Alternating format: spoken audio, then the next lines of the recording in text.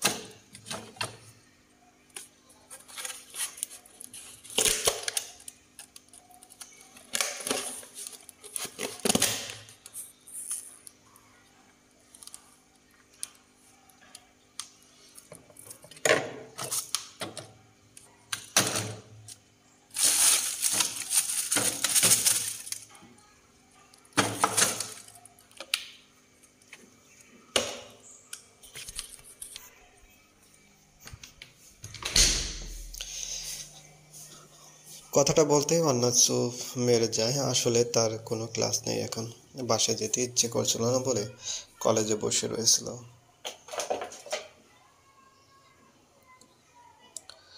অন্য থেকে কোনো উত্তর না পেয়ে অর্জুনের ঠোঁটের কোণায় বাঁকা হাসি ফুটে ওঠে। এবার একটু ধীর কণ্ঠে বলল, কাল চিটাগাং যাচ্ছি। বেশ কিছু চাকরির জন্য আবেদন করেছিলাম, সেগুলোর ডাক পড়েছে। জানি না তোর সাথে আদৌ কবে দেখা হবে, তাই কিছু দিতে চেয়েছিলাম তোকে।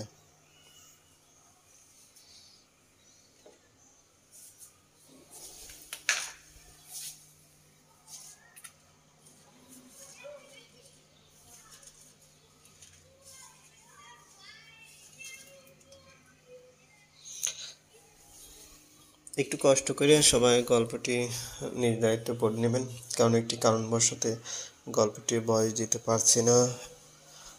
একটু মানিয়ে নিন।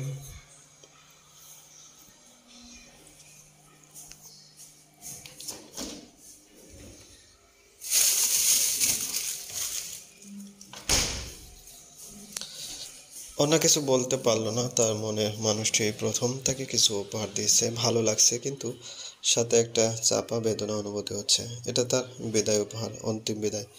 রাত ১০টা, নিজ রুমে খাটের উপর গা এলিয়ে রেখেছে অন্না। ভালো লাগছে না তার। খাওয়ার ইচ্ছা ছিল না, কোনো মতে খেয়ে এসেছে। পাশে অর্জুনের দেওয়া উপহারটি পড়ে রয়েছে।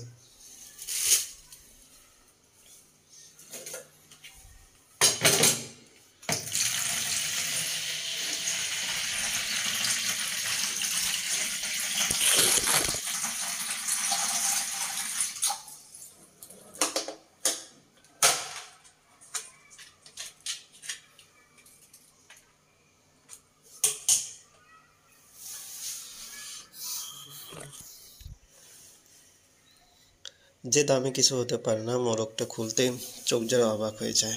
অন্যার উপহারটি একটি বই, রবীন্দ্রনাথ ঠাকুরের নৌকাডুবি। এই বইটা তাকে উপহার দিবে, এটা যেন কল্পনার বাহিরে। অন্যার বইটি পাতা উল্টাতে যেখানে একটা চিরকুট ভাঁজ করে রাখা। চিরকুটটি খুলতে দেখে গোটা হাতে সুন্দর করে একটি চিঠি লেখা।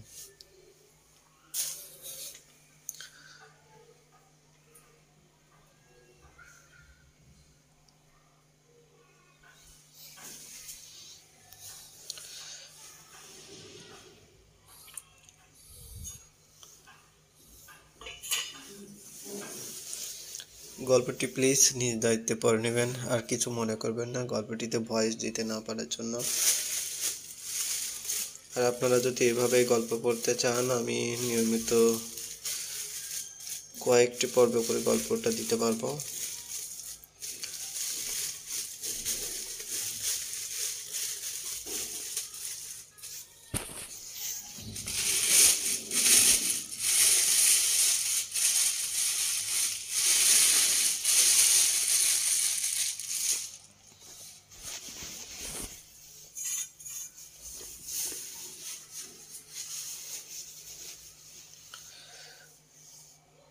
ভালোবাসার গল্প পেতে অথবা কষ্টের গল্পে, রোমান্টিক গল্প, যে কোনো গল্প পেতে আমাদের চ্যানেলটিকে সাবস্ক্রাইব করে রাখুন।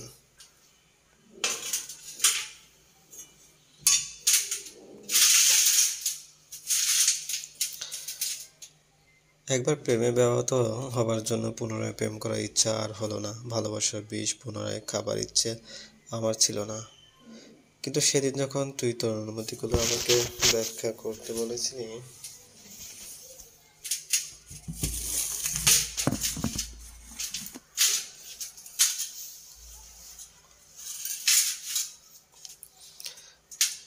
তোকে ফিরিয়ে দিয়েছিলাম, কিন্তু কোথাও যেন মনে হাহাকার শুরু হয়েছিল। বারবার তোর সাথে বিদ্রোহ করতে চায়। অনুভব করতে পারলাম মন মন্দিরে তোকে ঠাঁই দিয়েছি। তাই আজ আমি তোকে প্রশ্ন করছি, তুই কি আমার জীবনে এমন ঋণী হবি?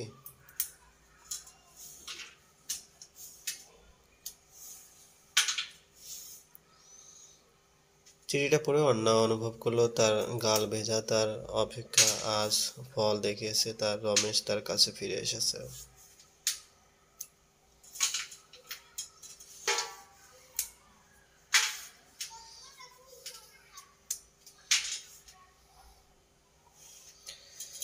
ভালোবাসার গল্প পেতে চ্যানেলটিকে সাবস্ক্রাইব করুন। বৃষ্টির ঝাপটা হাতে বাড়িয়ে আলিঙ্গন করছে অন্না। তার পেছনে অর্জুন দাঁড়িয়ে আছে, অবাক চোখে তাকে অবলোকন করে যাচ্ছে।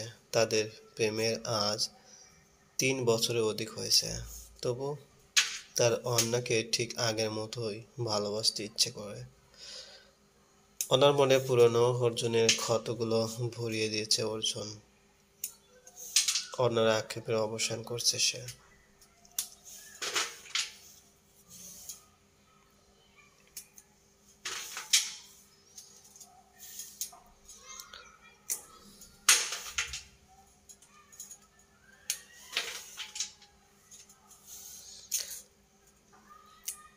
অন্যার আক্ষেপে অবসান করেছে, তার অপেক্ষার অবসান করেছে সে। শহর থেকে দূরে একটি চায়ের দোকানে দাঁড়িয়ে আছে তারা।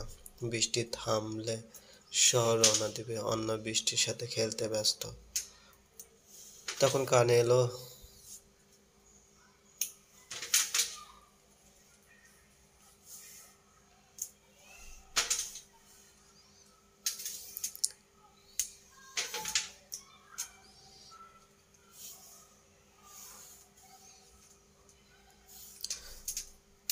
ঝড়কে আমি করবো মিটে, ডরবো না তার ভ্রুকুটি।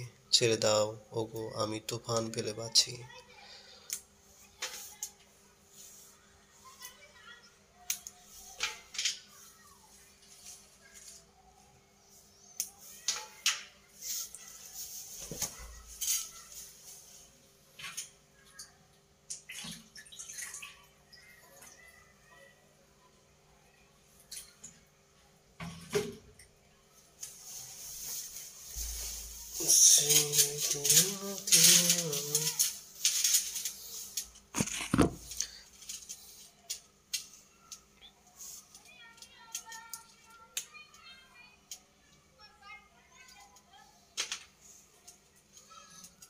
দেবব্রতের নজর পেপারের দিকে। একমতে খবরের কাগজ পড়ে যাচ্ছে সে।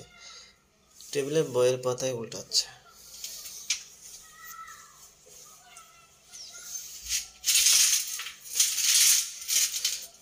কি হয়েছে, এভাবে পাতা উল্টাচ্ছিস কেন? পাতা ছিঁড়ে যাবে তো। আমার এখন পড়তে ইচ্ছে হচ্ছে না। কেন শুনি? সবসময় কার ভালো লাগছে মাস্টারমশাই?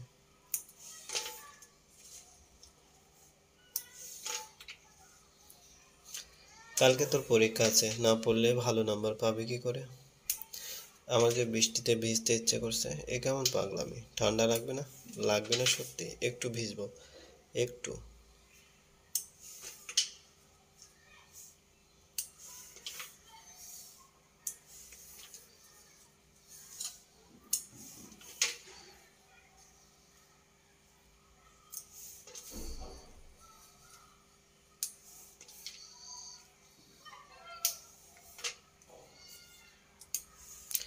উচ্ছ্বাসিত মনে কৃষ্ণা বলে উঠল। কৃষ্ণার চোখ জোড়া চিকচিক করছে। এই দৃষ্টি এড়াবার সাধ্য দেবব্রতর নেই।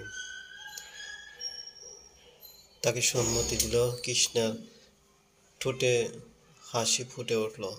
এরপর ছুটল সে ছাদে। ঝুমঝুম করে বৃষ্টি পড়ছে, আর তাতে উন্মাদের মতো ভিজছে কৃষ্ণা।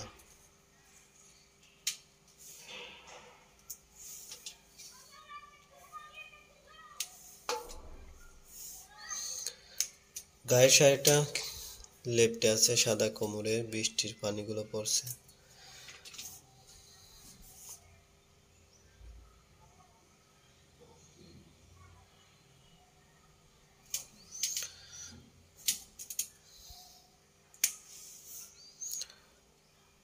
চোখে তার মোহ লেগেছে কৃষ্ণার মোহে।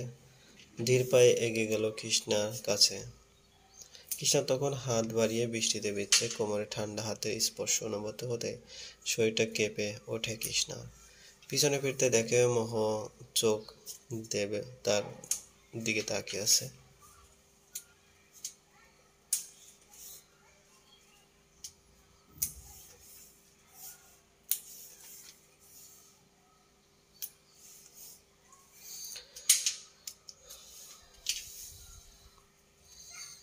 জড়ানো কণ্ঠে কৃষ্ণা তাকে জিজ্ঞেস করে, কি দেখছো? তোকে।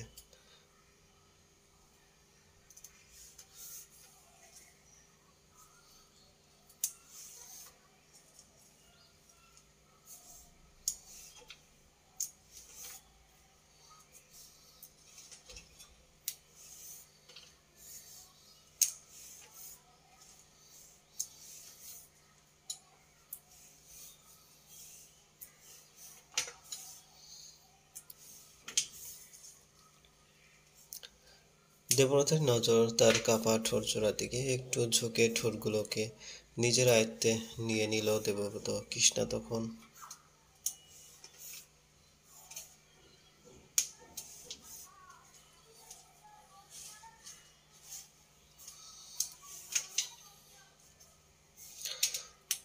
কৃষ্ণার কথাটা শুনে মুচকে হাসি হাসে দেবব্রত, কোমরটা আরো শক্ত করে জড়িয়ে ধরে তাকে। ভেজা ঠোঁটগুলো কাঁপছে কৃষ্ণার। দেবব্রতর নজর তার কাপা ঠোঁট জোড়ার দিকে, একটু ঝুঁকে ঠোঁটগুলোকে নিজের আয়ত্তে নিয়ে নিল দেবব্রত। কৃষ্ণা তখন পরম সুখে চোখ জোড়া বন্ধ করে নেয়, হাত দুটো দেবব্রতর গলা জড়িয়ে ধরে।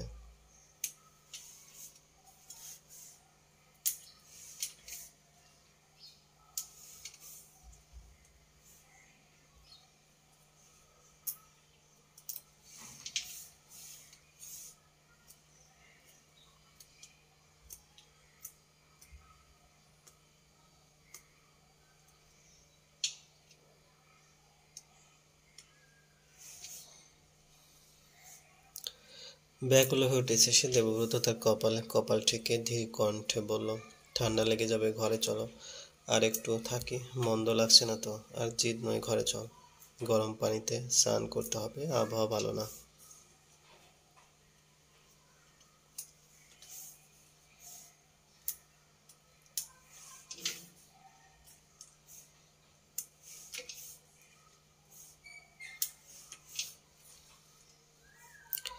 বলে দেবব্রত চলে যেতে নিলে পিছন থেকে হাতটা টেনে ধরে কৃষ্ণা আকুল কণ্ঠে বলে, আজ ভালোবাসা পেতে ইচ্ছে করছে মাস্টারমশাই, আজ ফিরিয়ে দিও না। কৃষ্ণের কথাটা যেন হৃদয়ে গিয়ে লাগে দেবব্রতর। শেষ কবে তার কিশোরী বউ এর কাছে গিয়েছিল সেটা তার মনে নেই। নিজেকে অনেক কষ্টে আটকে রেখেছে।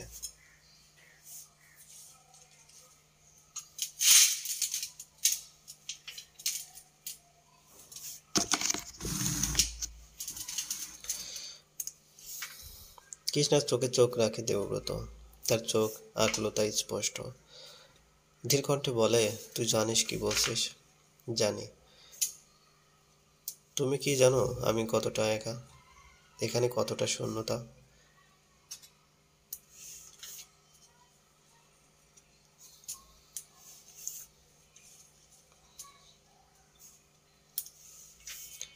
বলে দেবব্রত হাতটা কৃষ্ণার বুকে রাখে। ধীর কণ্ঠে বলে, তোমার শূন্যতা আমাকে গ্রাস করছে, একটু ভালোবাসবে আমায়?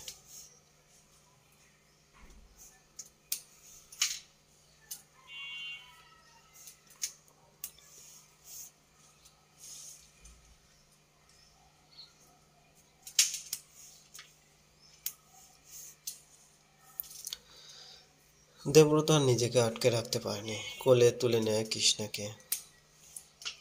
কৃষ্ণাকে নিয়ে ঘরে চলে আসে সে। বাইরে ঝড় হচ্ছে, শো শো আওয়াজ ঘরে প্রতিটা দেওয়ালে আছড়ে পড়ছে। কৃষ্ণাকে বিছানায় বসায়, ভেজা চুলগুলো থেকে পানি পড়ছে। দেবব্রত ঠোঁটে তার ঠোঁট আস্তে করে ভেজা শাড়িটা সরিয়ে দেয় দেবব্রত। রাতটা স্তব্ধ, আর দেবব্রত কৃষ্ণাতে স্তব্ধ। ধীর কণ্ঠে দেবব্রত বলে, আজকের রাতটা দেখেছিস?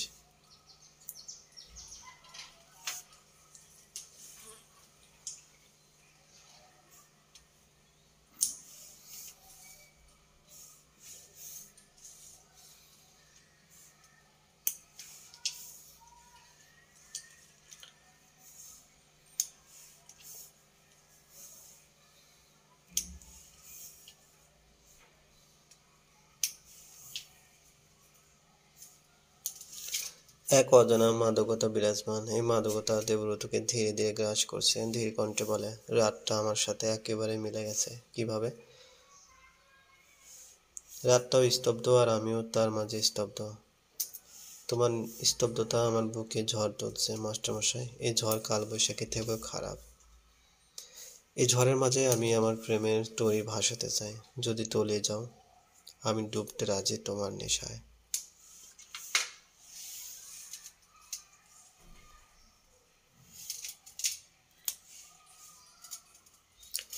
ভালোবাসা বহুদিন পর আবারও পূর্ণতা পাচ্ছে। কৃষ্ণা বিছানার চাদর খামচে ধরছে। তার খোলা শরীরে দেবব্রতের শরীর মাদকতা নিয়ে খেলা করছে। বৃষ্টির বেগ বাড়ছে, সাথে রাতের নীরবতাও। তাদের ভালোবাসা গভীর থেকে গভীর হচ্ছে। কিছুটা প্রহর না হয় কাটুক, অত্যন্ত ঘনিষ্ঠতায় ক্ষতি কি?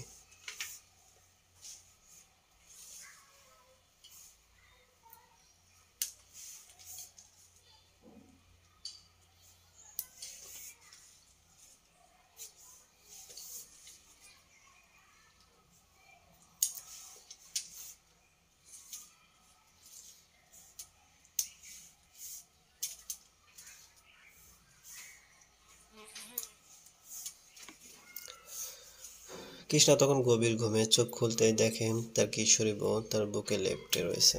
কি মায়াবী লাগছে কৃষ্ণাকে। প্রতি সকালে এই ঘুমন্ত মুখখানি দেখতে কি প্রশান্তি নিয়ে লাগে।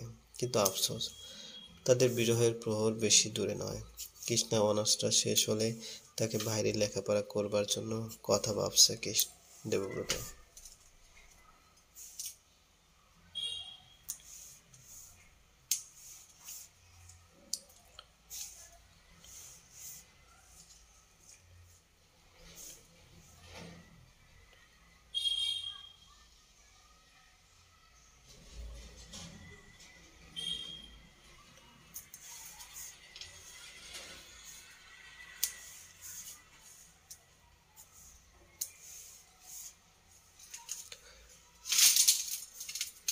কৃষ্ণার কপালে একটু চুমু এঁকে উঠে পড়ে দেবব্রত। এখন দূরত্ব রাখাটাই শ্রেয়।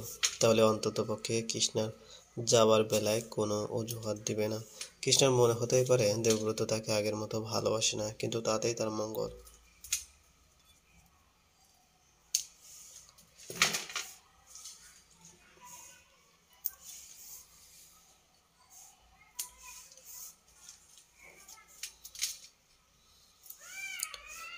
কৃষ্ণাকে ভিতর থেকে ভেঙে ফেলেছে। এটা কি তার মাস্টারমশাই বোঝে?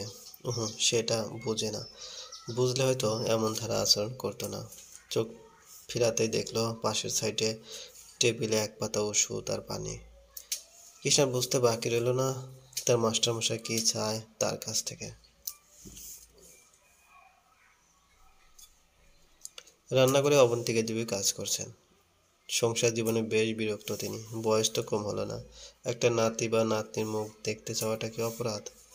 দেবব্রতের সাথে এই সপ্তাহে এ নিয়ে কমবার তার কথা কাটাকাটি হয়নি। সে তো নিষেধ করেনি কৃষ্ণাকে উচ্চশিক্ষিত করতে। তাহলে দেবব্রত এত কিসের বাধা? একান্নবর্তী পরিবারই বলা যায় তাদের পরিবারকে। এখানে তো কম লোক নেই, তবে কিসের বাধা? একতা বাচ্চা, আসলে ঘরটা ভরা ওরা লাগবে।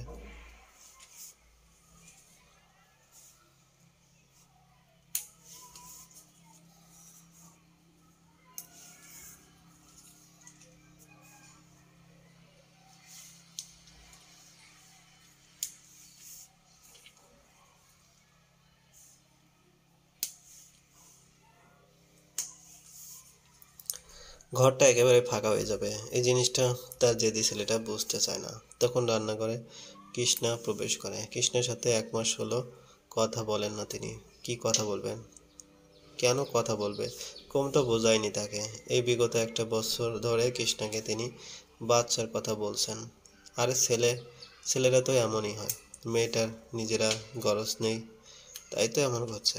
সেও তো পারে দেবব্রতকে বোঝাতে।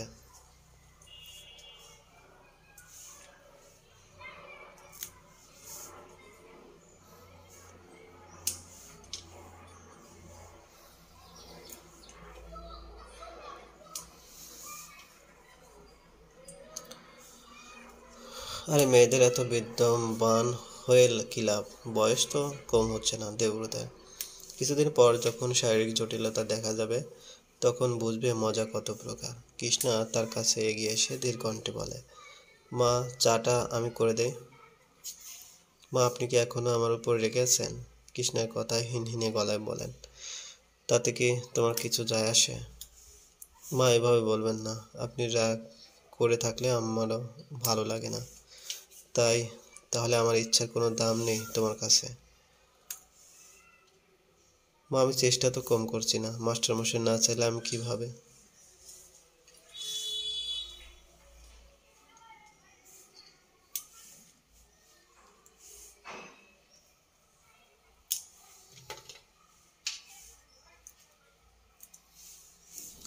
মেয়ে মানুষ চাইলে সব পারে। তুমি এটুকু পারছো না? এ কেমন ধরা কথা? আপনার ছেলের রাগ তো আপনার অজানা নয়। যেদিন থেকে বাচ্চার জন্য আমি কথা বলছি সেদিন থেকেই মাস্টারমশাই আমাকে এড়িয়ে চলেন। সে নাকি বাচ্চার জন্য প্রস্তুত নন। আমি কি করবো মা?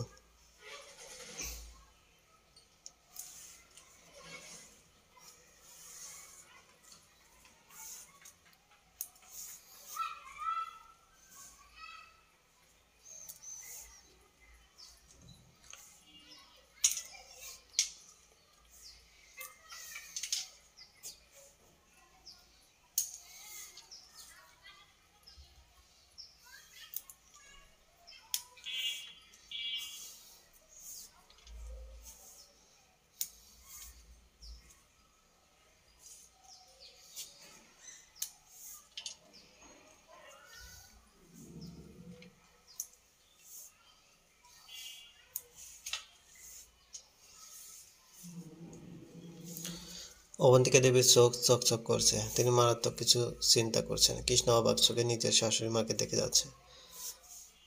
মানুষটাকে মাঝে মাঝে বাংলা সিনেমার রিনা বেগমের থেকে ভয়ঙ্কর মনে হয় কৃষ্ণার।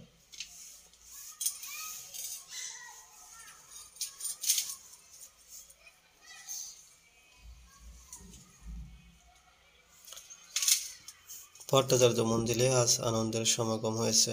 আজ অন্না এবং অর্জুনের আশীর্বাদ। অনার ফাইনাল পরীক্ষার পরেই তাদের বিয়েটা সম্পন্ন হবে। নয়নে তার কিশোরী বউকে দেখা যাচ্ছে। কি অপরূপ লাগছে, একেবারে গিন্নি গিন্নি। এই রূপে দেবব্রত হাজারবার মরতে রাজি। হঠাৎ ফোনটা বেজে ওঠে দেবব্রতের।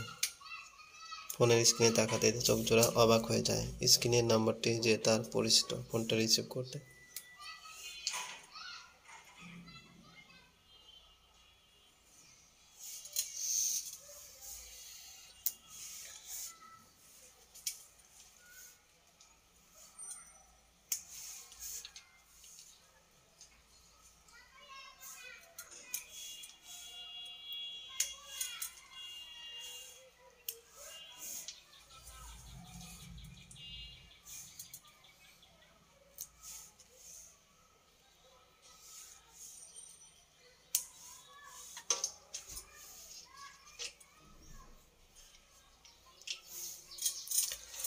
দেবব্রত শুধু অবাক নয়নে তার কিশোরী বউকে দেখে যাচ্ছে। কি অপরূপ না লাগছে, একেবারে গিন্নি গিন্নি।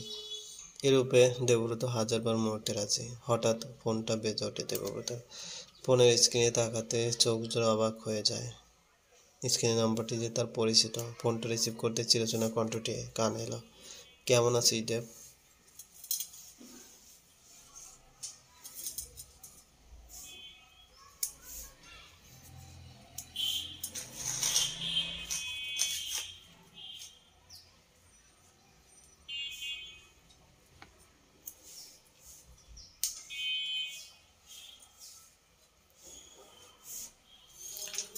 তাহলে দামিনী কি দেশে? চোখ বুজে একটা দীর্ঘশ্বাস ফেলা দেবব্রত শান্ত গলায় বলল,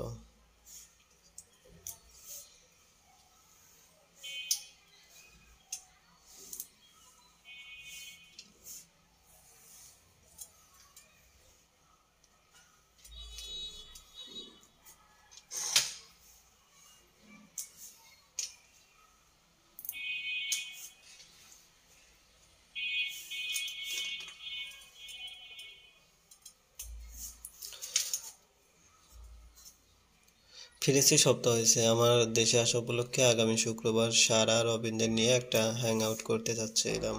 সময় হবে? আমার তো হবে। তা আমার বউ কি অ্যালাউড? হুম, সবাই তাদের পার্টনারের সাথে আসবে, তুইও ব্যতিক্রম নস। শুক্রবার দেখা হচ্ছে, তাহলে রাখছি।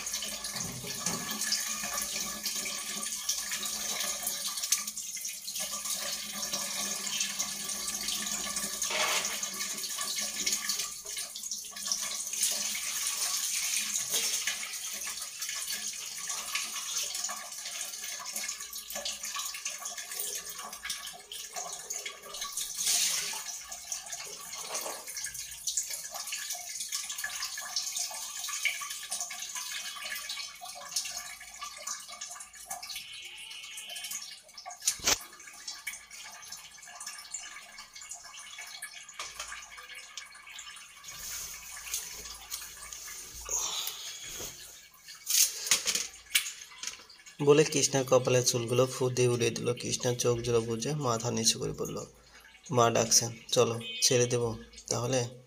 কিছুক্ষণ না বলে মাথা নাড়িয়ে সম্মতি প্রকাশ করলো কৃষ্ণা। লোকটার আশেপাশে আসলে কেমন মাতাল মাতাল হয়ে যায় কৃষ্ণা। কথাগুলো সব গবলেট হয়ে যায়।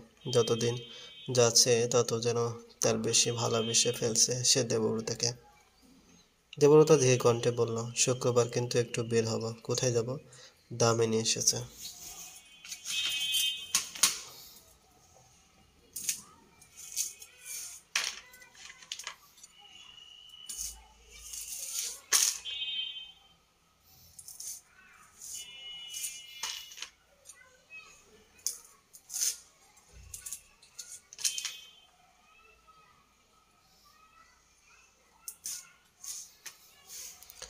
অর্থ সে বুঝে উঠতে পারছে। দেবব্রতর সাথে তার সম্পর্ক খারাপ না হলেও একটা অদৃশ্য দেওয়াল রয়ে গেছে, যে দেওয়ালটা সে ভেদ করতে অপারগ। এর মাঝে দামিনীর আগমন কোনো অশুভ বার্তা বয়ে আনবে না তো তাদের মাঝে? কৃষ্ণার কপালে চিন্তার ছাপটা বুঝতে বাকি রইল না দেবব্রতের। মলিন হেসে বলল, ভালোবাসি, ছোট একটা কথা, খুব ছোট, তবুও কথাটা মনের মাঝে একটি শান্তির বন্যা বয়ে দিল কৃষ্ণা।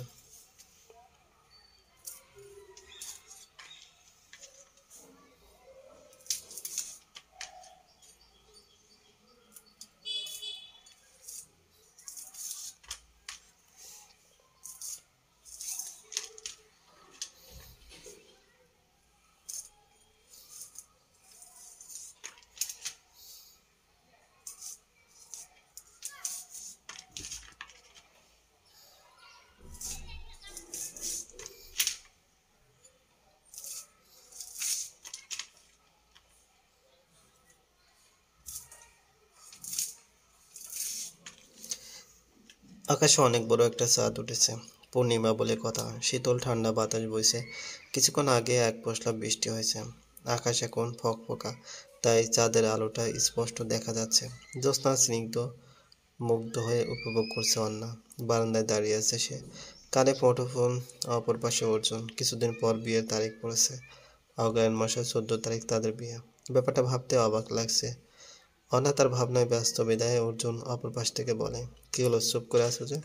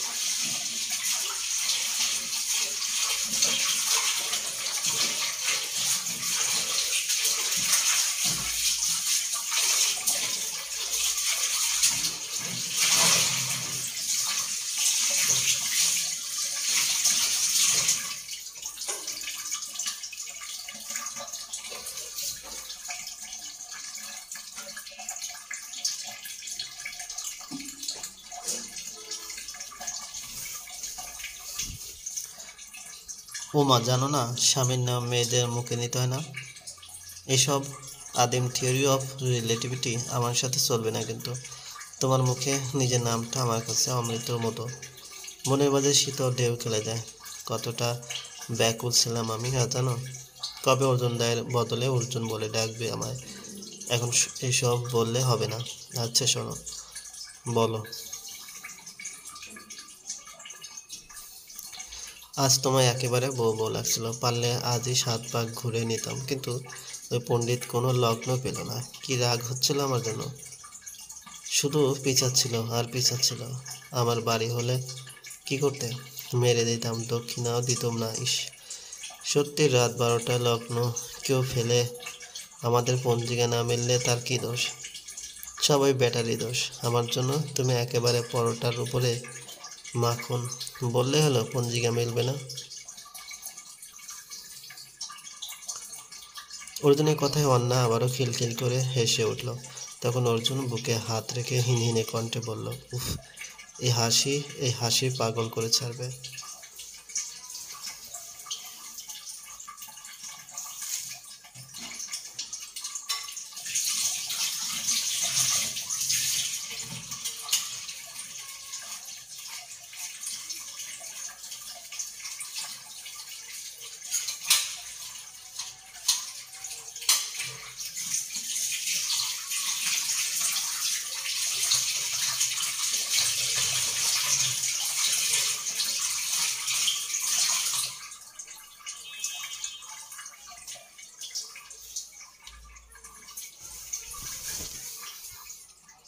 হঠাৎ দরজায় কড়া নাড়লে অন্না বলে, হয়েছে হয়েছে, এই শোনো, এখন রাখছি, মা এসেছে বোধ হয়। আচ্ছা, গুড নাইট। অর্জুনের ফোনটা রেখে দরজা খুলতে হুড়মুড় করে কৃষ্ণের ভিতরে ঢুকে। কৃষ্ণের মুখে এক প্রকার ভয়। অন্না কিছু জিজ্ঞেস করতে একটা প্রেগনেন্সি কিট এগিয়ে দেয় সে। কিটের দিকে নজর দিতেই চলল।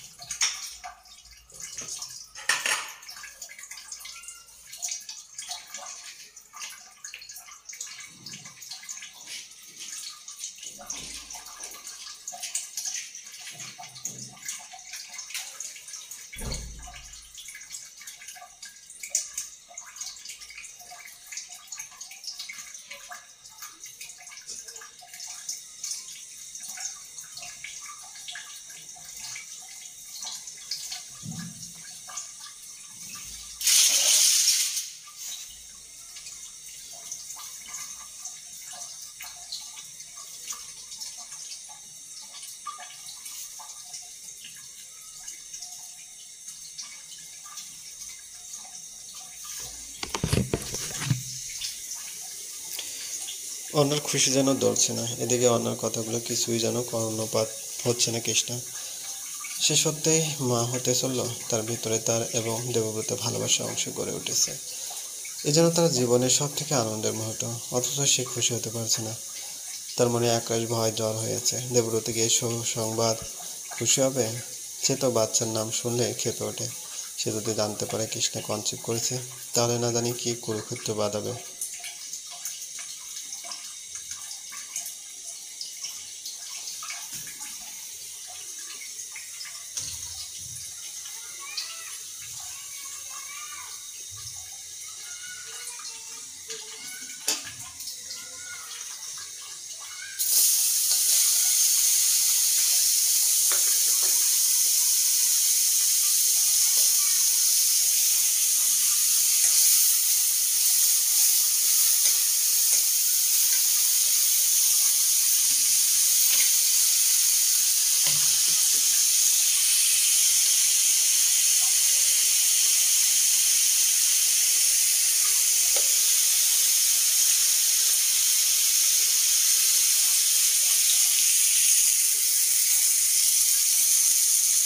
অন্যান্য প্রশ্নে খ্রিস্টান নিশ্চুপ হয়ে যায়। কি বলবে বুঝে উঠতে পারছে না। সে বাচ্চাটা চায়, সে একটা সুন্দর পরিবার চায়, সেখানে তাদের ভালোবাসার অংশ থাকবে। নিজ হাতে নিজের বাচ্চাকে বড় করবে কৃষ্ণা। দেবব্রতের কাঁধে মাথা রেখে বৃদ্ধ হবে। কৃষ্ণা একটা সম্পূর্ণ পরিবার চায়। চোখ থেকে নোনা জল গাল বেয়ে পড়ছে।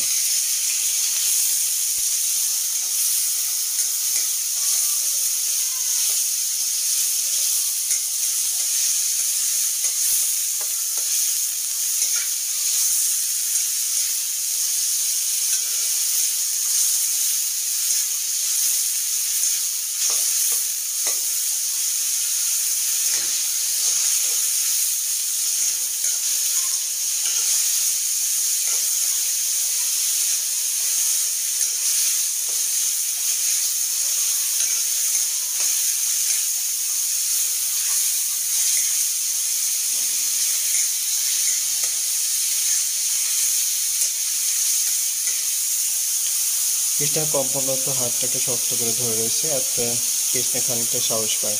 সামনে তার ডাক্তার নিশাত জাহান বসা। ডাক্তার নিশাত ধীর কণ্ঠে বলল, ফিটাসের বয়সটা খুবই কম।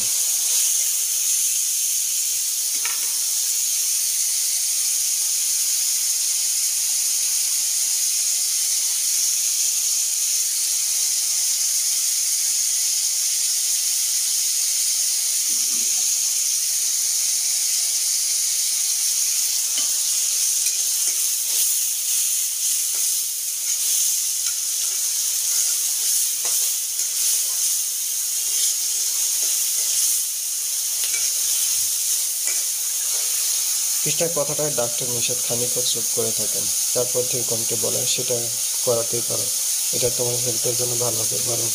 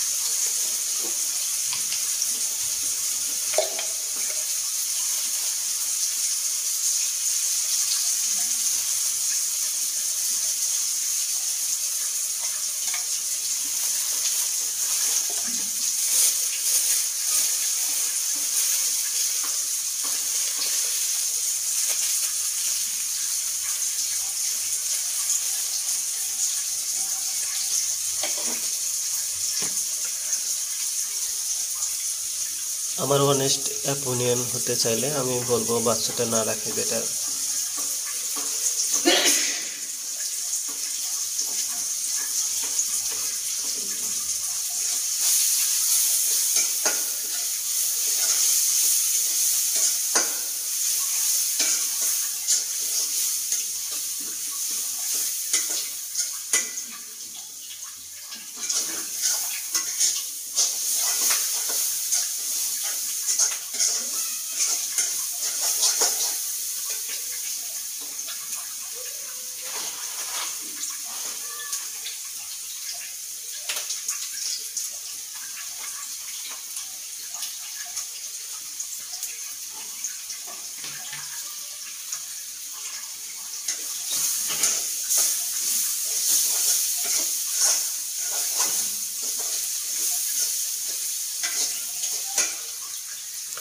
কৃষ্ণার অনুনয়ের স্বরে বলাটা কথাটা শুনে অন্না কি বলবে বুঝে উঠতে পারছে না। কৃষ্ণার জীবনের ঝুঁকি জেনেও এই ডিসিশনটা সে নিতে চাইছে, কারণ সে তার মাতৃত্ব স্বাদ পেতে চায়।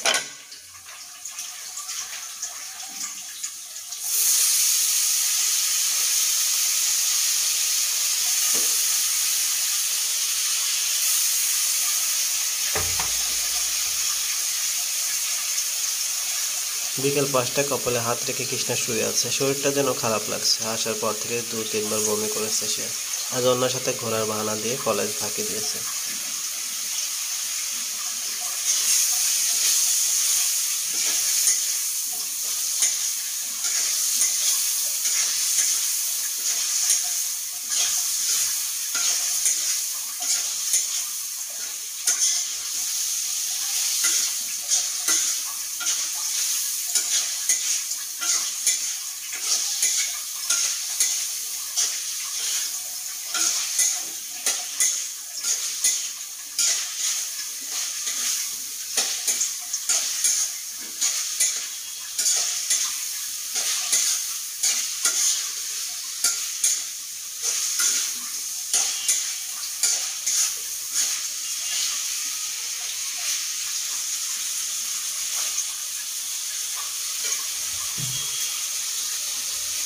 শরীরটা কি ভালো না?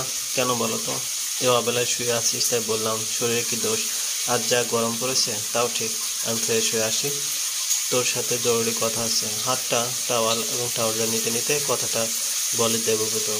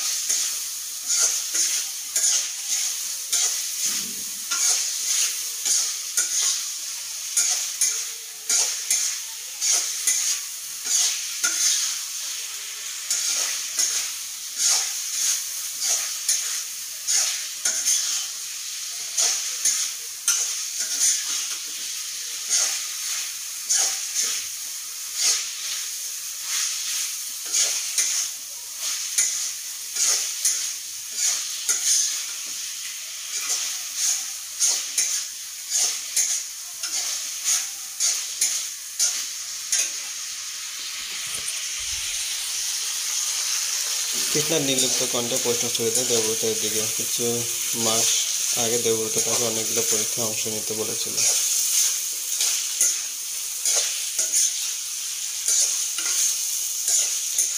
তাই বলে মিথ্যা বলবে? আমি যা করেছি তোর ভালোর জন্য। তুই বুঝতে পারছিস? তোকে জাপানে তোর থিসিস পেপার রিসার্চের জন্য স্কলারশিপ দিয়েছে।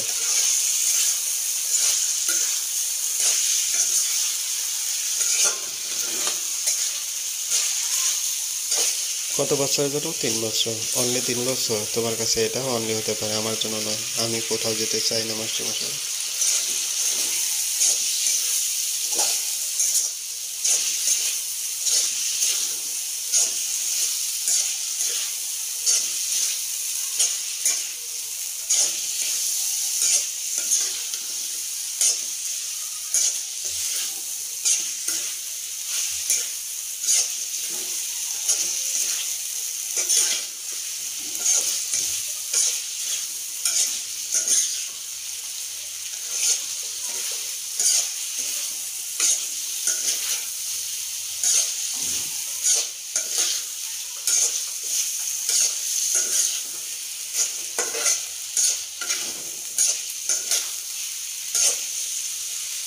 দেবব্রত খানিকটা চিৎকার করে ওঠে। তার রাগ হচ্ছে কৃষ্ণের প্রতি। এত বছর ইচ্ছে হচ্ছে আজ পূরণ হচ্ছে, তার মনটা এতক্ষণ খুশিতে আটকানা ছিল।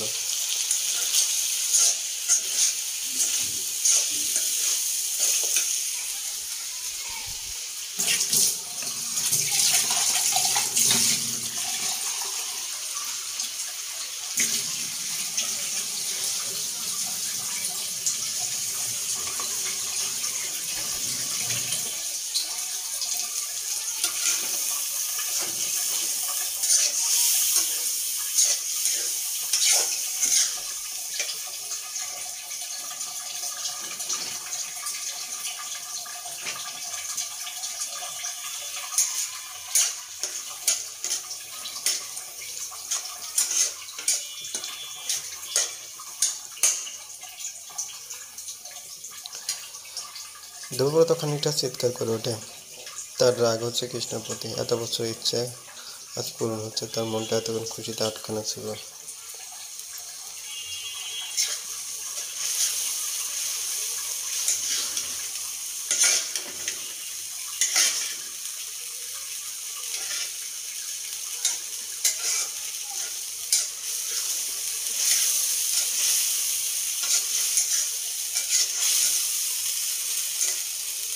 কথাটা শোনা মাত্র দেবব্রত যেন আকাশ থেকে পড়ে। নিমেষে চোখ জোড়া রক্তবর্ণ ধারণ করে মাথার ডান পাশে সেটা ধপধপ করে।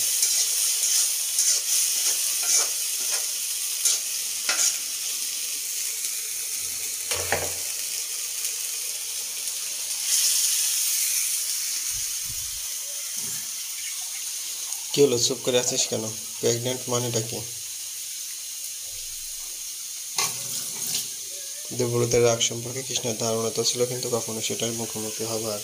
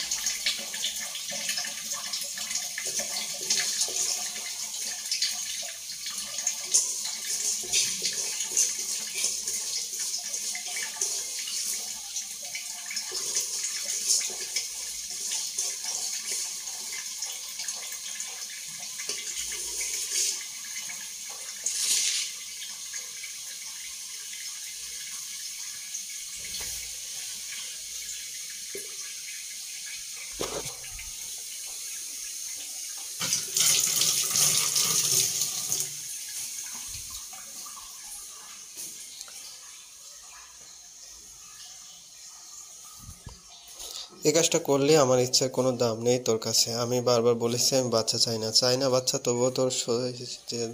আজ যখন তোর জীবনে এত বড় অপরচুনিটি আসছে।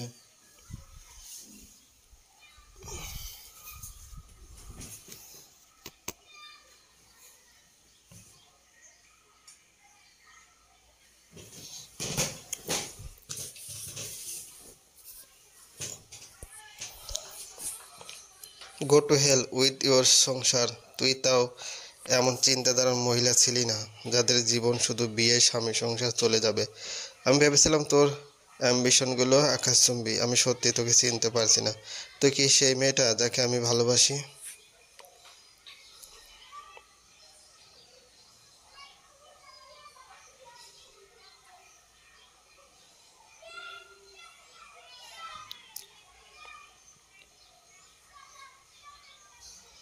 কৃষ্ণা ফ্যাল ফ্যাল দৃষ্টিতে তার দিকে তাকিয়ে রয়েছে।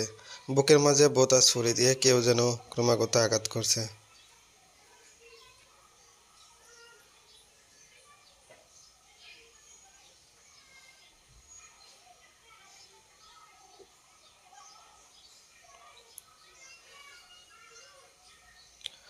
কি মাথা ঠিক আছে তোমার? আমার মাথা ঠিক আছে। এখন বাচ্চা নেওয়া মানে তোর ক্যারিয়ারটাকে গলা টিপে মারা।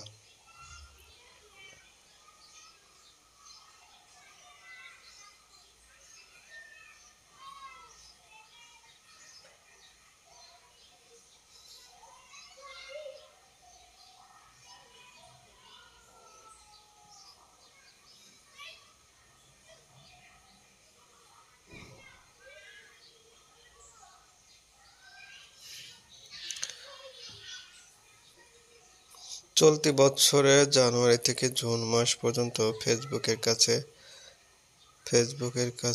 ১,১৭১টি অ্যাকাউন্ট বা ব্যবহারকারীদের তথ্য চেয়েছে সরকার।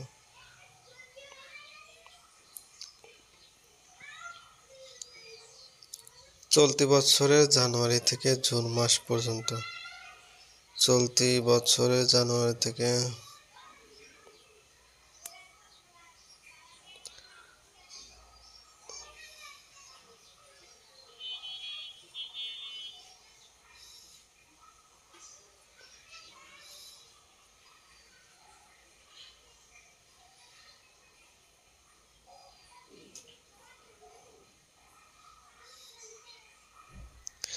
নির্বিকারভাবেই কথাটা বলে ওঠে কৃষ্ণা।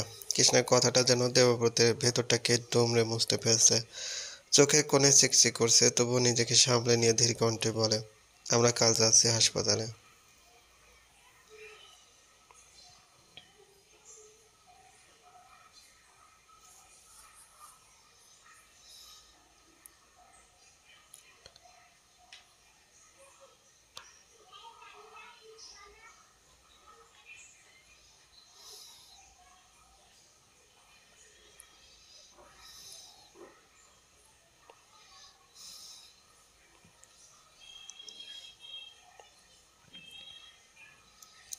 থমথমে পরিবেশ। ভট্টাচার্য মন্দিরে, দেবব্রত বাসায় নেই। কৃষ্ণার জ্ঞানে মুখটা শুকিয়ে গেছে, আর একটু জন্য বাচ্চাটাকে বেঁচে গেছে।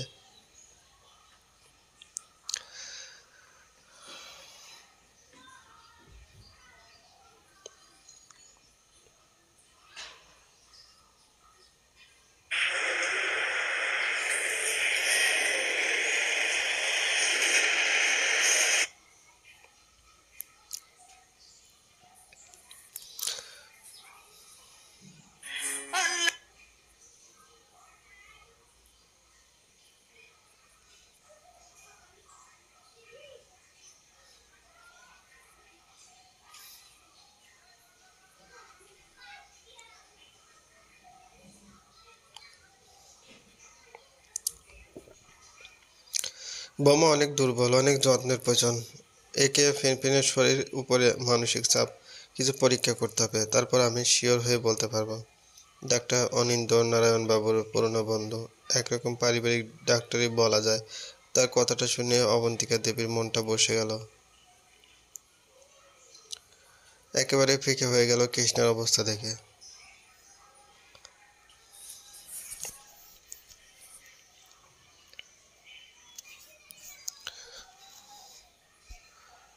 কৃষ্ণার মুখ একেবারে শুকিয়ে গেছে, চোখের পানিগুলো শুকিয়ে রেখা হয়ে গেছে। বয়সের অভিজ্ঞতায় হোক বা নিজের ছেলে নারী সম্পর্কে অবগত হবার কারণে আন্দাজ করতে পারলেন তাদের মাঝে কোনো সমস্যা উৎপন্ন হয়েছে। মনে মনে একটা কঠিন সিদ্ধান্ত নিয়ে নিলেন তিনি। মুখোমুখি হতে হবে দেবব্রতের। এবার একটা শেষ দেখেই ক্ষান্ত হবেন তিনি। রাত ৯টা। ক্লান্ত শরীরটা চলতে যাচ্ছে না দেবব্রতের। ওভারব্রিজের উপরে দাঁড়িয়ে আছে সে। কৃষ্ণার শেষ কথাটা মাথায় ঘুরছে। কৃষ্ণা রীতিমতো তাকে কাঠগড়ায় দাঁড় করিয়ে দিয়েছে। সে কি সত্যি দোষী? চোখ বুজতে পুরনো চিঠিগুলো ক্যামেলার রিলের মতো তার সামনে ভাসছে। ১.৫ বছর পূর্বে যখন কৃষ্ণা প্রেগনেন্ট হয়েছিল, ডাক্তার নিশাত তাকে স্পষ্ট বলে দিয়েছিল কথাগুলো বলার হয়তো এখন সঠিক সময় নয়। কিন্তু আমি মিথ্যা আশা দিতে চাই না। কৃষ্ণা মা হতে পারবে না এটা ঠিক সঠিক নয়, তবে বাচ্চা নেওয়ার ক্যাপাসিটি ওর বডিতে নেই। She is not that much capable of being pregnant. Next time make sure যে খুব তাড়াতাড়ি যেন না হয়।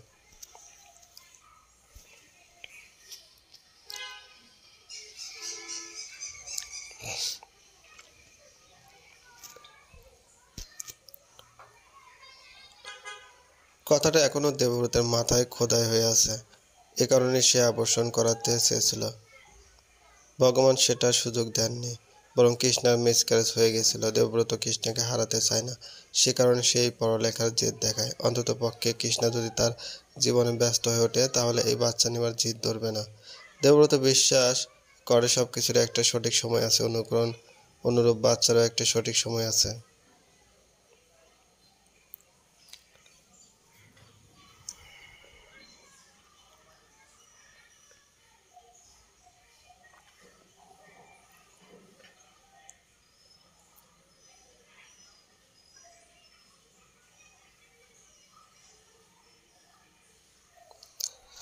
খারাপ ব্যবহার করলে কৃষ্ণের সাথে বাচ্চা মেয়েটা কেন বোঝে না দেবব্রতর জীবনে তার অস্তিত্ব সব কিছু থেকে অধিক। মেয়েটা তার রক্তে মিশে আছে। এই বাচ্চা নেবার জিদে যদি কৃষ্ণা কিছু হয়ে যায়, কিভাবে থাকবে সে? না, কৃষ্ণাকে যদি তাকে ভুলও বুঝে, তবুও দেবব্রতকে তার সিদ্ধান্ত অটল থাকতে হবে। অর্জুনের সাথে ক্যাফেতে বসে রয়েছে অন্না, তার মনটা ভালো নেই। কপিটা চামচ দিয়ে নাড়িয়ে যাচ্ছে। অন্নাকে অমনোযোগ দেখে অর্জুন ধীর কণ্ঠে জিজ্ঞেস করে, মনটা কোথায় ফেলে এসেছো? আমার কিন্তু এখন ঈর্ষা হবে। আফটার অল এত হ্যান্ডসাম একটা মানুষ তোমার সামনে বসা। আচ্ছা, বাচ্চা হারানোর কষ্ট কি শুধু মেয়েদের হয়? কোনো ছেলের কেন সেই কষ্টটা হয় না?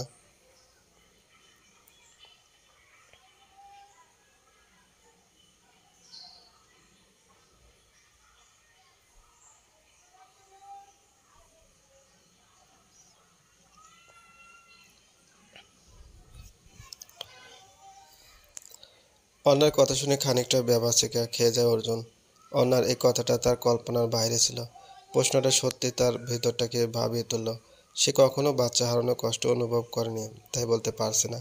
কিন্তু সত্যি কি ছেলেদের কোনো কষ্ট হয় না?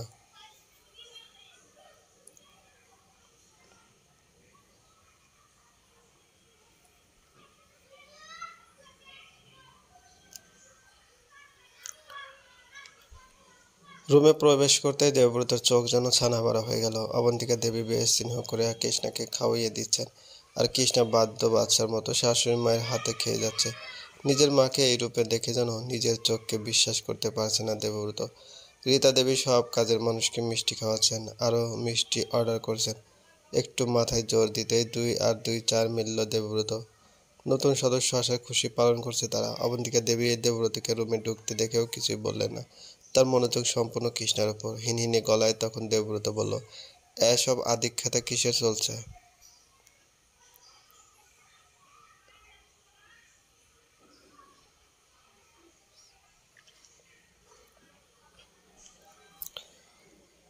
কিছু জিজ্ঞেস করছি, তোমার কথার উত্তর দেওয়া আমি প্রয়োজন বোধ করছি না।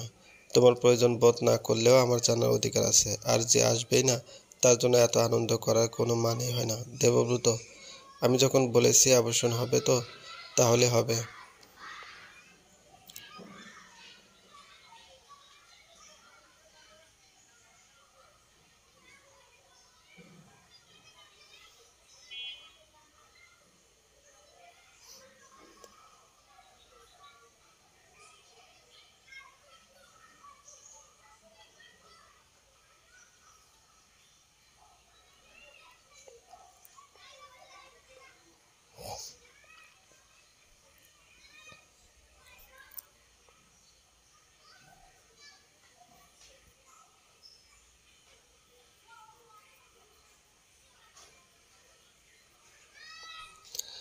এবার অবন্তিকা দেবী তীক্ষ্ণ দৃষ্টি প্রয়োগ করল দেবব্রতের উপর, তারপর হিনহিনে কণ্ঠে বললেন, এবার অবন্তিকা দেবী তীক্ষ্ণ দৃষ্টি প্রয়োগ করল দেবব্রতের উপর, তারপর হিনহিনে কণ্ঠে বলল, শোনো দেবব্রত, কখনো কিছু বলি না মানে এটা নয়, কিছু কখনোই বলবো না। আমার বাড়িতে নতুন অতিথি আসছে, আমি চাই না তুমি কোনো ঝামেলা করো। এমনিতেই আমার বৌমার শরীরটা ভালো নেই। হিপোক্রেসির একটা লিমিট থাকে মা। আজ কৃষ্ণা প্রেগনেন্ট বলে তুমি তাকে মাথায় তুলে রেখেছো। এটা তোমার জানারও প্রয়োজনীয়তা নেই কৃষ্ণার এতে কোনো ক্ষতি হবে কিনা। বাহ, এতদিন তুমি কৃষ্ণার সাথে কথাও বলতে চাওনি, কিন্তু যেই দেখলে কৃষ্ণা প্রেগনেন্ট অমনি অমনি তুমি বদলে গেলে কেন মা?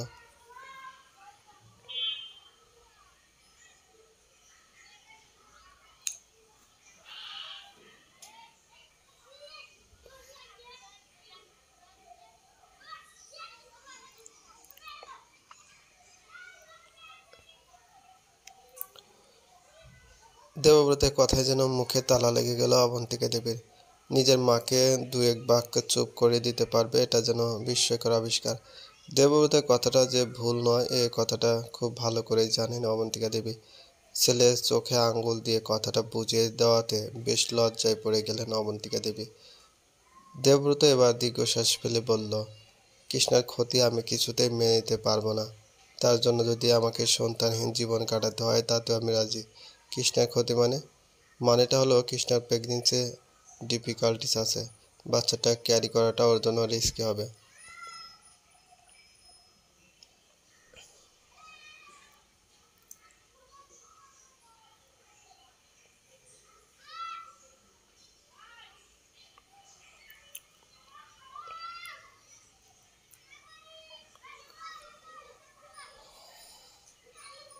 সন্তানহীন জীবন কাটাতে হয় তাতেও আমি রাজি।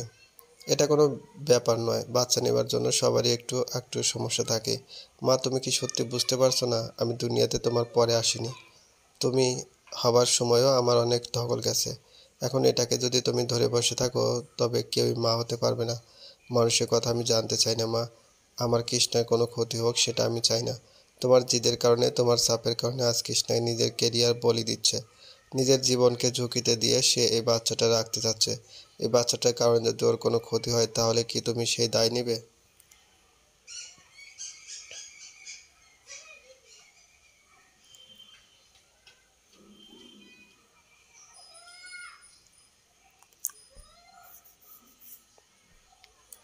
এবার যেন নিজেকে একেবারে নিয়ন্ত্রণে রাখতে পারল না দেবব্রত। যে ছেলে কখনো মায়ের সাথে উঁচু গলায় কথা বলেনি সেই ছেলেটা আজ রীতিমতো চিৎকার করছে। মা ছেলের মাঝে এই বিবাদ যেন একেবারেই মেনে নিতে পারছে না কৃষ্ণা। রীতিমতো কথা কুরুক্ষেত্র লেগেছে তাদের মাঝে। তখন কৃষ্ণা ধীর গলায় বলে উঠল, আমি কারো চাপে সিদ্ধান্ত নিইনি।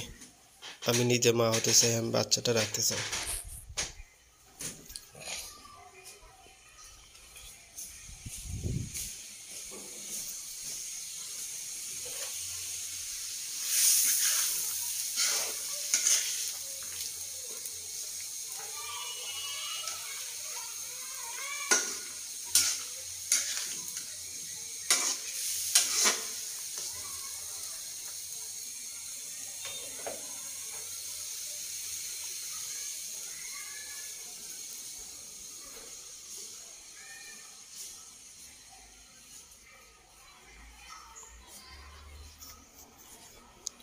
শুনে নিয়েছো, এবার কেন এবার উচ্চারণ তোমার মুখে না শুনি?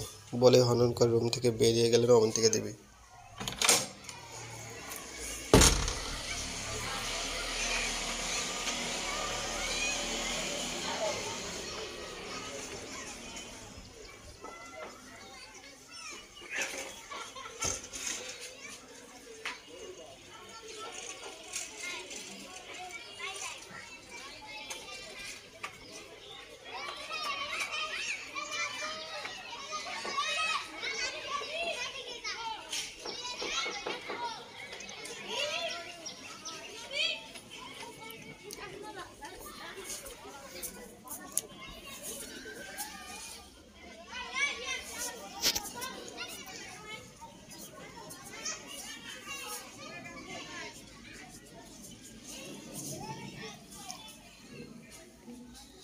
স্বাভাবিক দম্পতির কোনো সিদ্ধান্ত যে কোনো একজন নেয় না কৃষ্ণা। সব সিদ্ধান্ত যেহেতু নিয়েই নিয়েছিস তাহলে আমাকে জানানোর কি প্রয়োজন?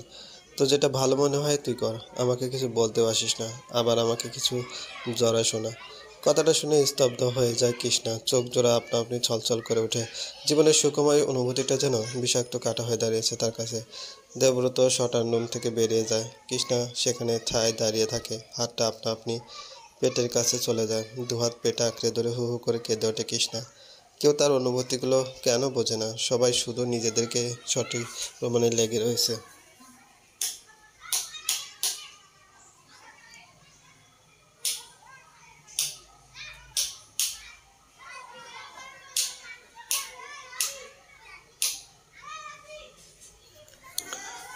সন্ধ্যা ৭টা, স্থান গুলশান। বন্ধুদের সাথে বসে রয়েছে দেবব্রত। আজ বহু বছর পর বন্ধুরা একত্রিত হয়েছে। উপলক্ষ সৌদামিনী। এই বন্ধুদের সাথে একটা সময় ঘন্টার পর ঘন্টা বসে থাকতো, আড্ডা দিত।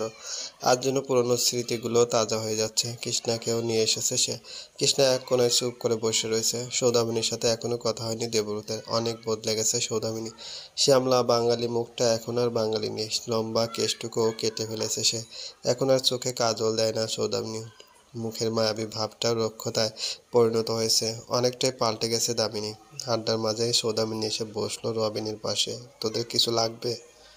না রে, আয় না, বস একটু।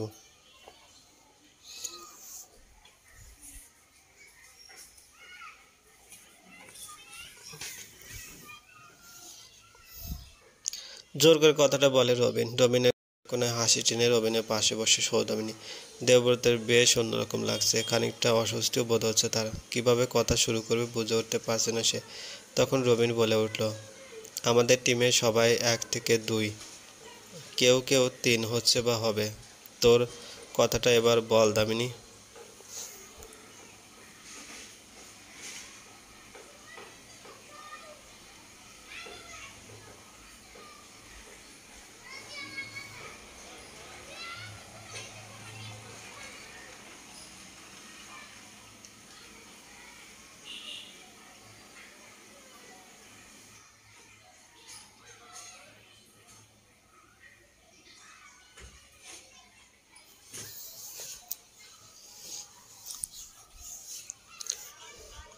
আমাদের টিমের সবাই 1 থেকে 2।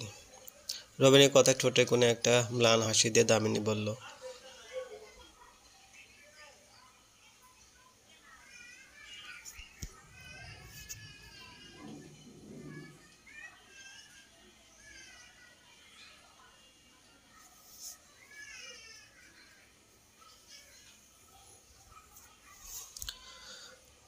আমাদের টিমের সবাই 1 থেকে 2, কেউ কেউ 3 হচ্ছে বা হবে। তোর কথাটা এবার বল দামিনী।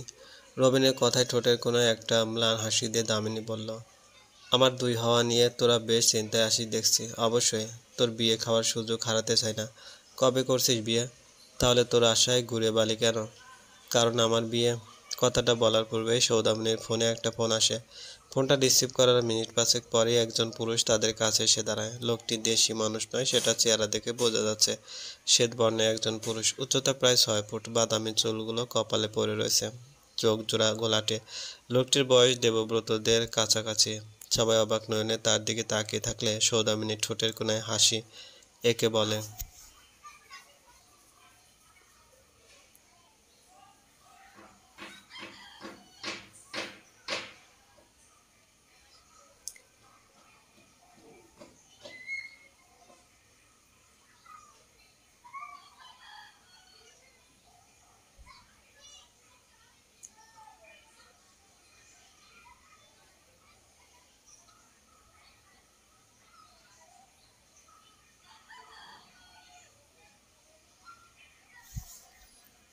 অবাক কণ্ঠে রবিন প্রশ্নটা ছুঁড়ে মারে। সৌদামিনী তখন ধীর কণ্ঠে বলে, তোদের আশায় ঘুরে বালি আমার বিয়ে তোদের আর খাওয়া হলো না, কজ আমার বিয়ে হয়ে গেছে।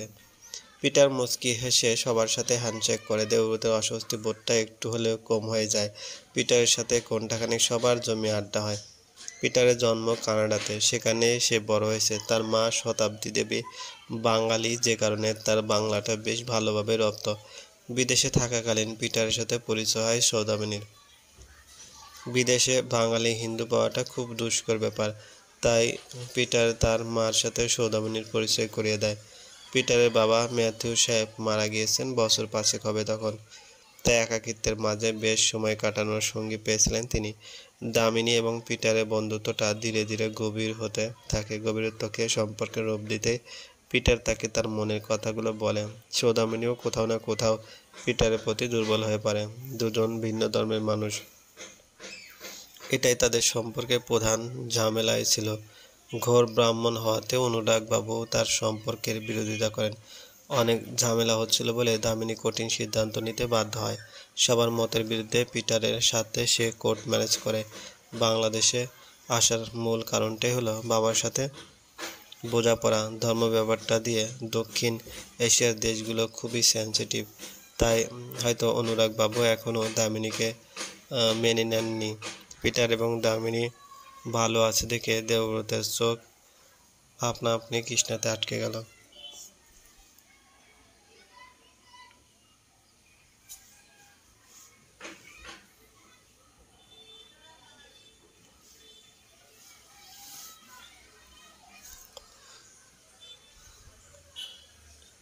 এক কোনায় ম্লান হাসি টেনে বসে রয়েছে। কেউ কথা বলতে চাইলে হাসিটা টেনে কথা বলছে। তার দৃষ্টিটা খুব ক্লান্ত। 1 সপ্তাহ ধরে কোনো কথা হয়নি কৃষ্ণার সাথে। এই একটা সপ্তাহ না জানি কতটা কষ্ট দিয়েছে সে কৃষ্ণাকে। কথাটা ভাবতে বুকের মাঝে চিনচিনে ব্যথা অনুভব হয় দেবব্রতের। কেমন আছিস দেব?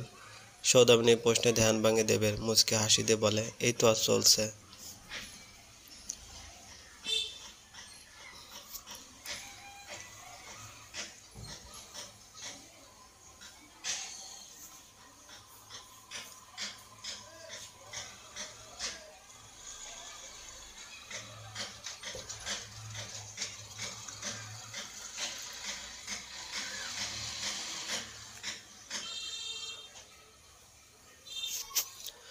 শুনলাম কৃষ্ণাকে নাকি জাপান থেকে স্টাডির অফার এসেছে। তুই কি করে জানলি? শুনলাম আর কি। তো কি প্ল্যান? ওকে একাই পাঠাবি? ওর যাওয়াটা ক্যান্সেল করে দিয়েছি। হঠাৎ কৃষ্ণা প্রেগনেন্ট কথাটা শোনা মাত্র একটু চুপ হয়ে যায় দামিনী। মানুষ খুব অদ্ভুত। যতই হোক প্রাক্তনের জন্য কোথাও না কোথাও বুকের মাঝে হাহাকার হবে। জীবনটা যদি রঙিনও হয়ে যায় তবু এই ব্যাপারটা হয়। দামিনী ম্লান হাসি এসে বলে, বাহ, কংগ্রেচুলেশন। তুই কি ব্যাপারটায় অখুশি কেন বলতো?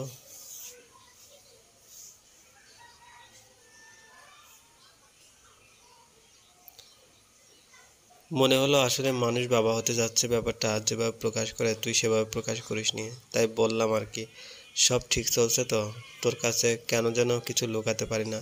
না, সব ঠিক চলছে না। আসলে বাচ্চাটাকে নিয়ে আমাদের মাঝে মনোমালিন্য চলছে। কিছু কারণে আমি বাচ্চাটা চাইছি না, কিন্তু কৃষ্ণা তার জিদে বসে রয়েছে। ওর জিদ মেনে নেওয়াটা অসহনীয় হয়ে উঠেছে। ওর এই বাচ্চামি মাতৃত্ব কখনো বাচ্চামি হয় না দেব। আমি ওর জায়গাতে থাকলেও আমি একই বাচ্চামি একই জিদ করতাম। আমার এজ হয়েছে, ভেবে নিতে অসংখ্য ডিফিকাল্টিস আছে, কিন্তু তবুও আমরা ট্রাই করে যাচ্ছি। আর পিটার আমাকে যথারীতি সাপোর্টও করছে।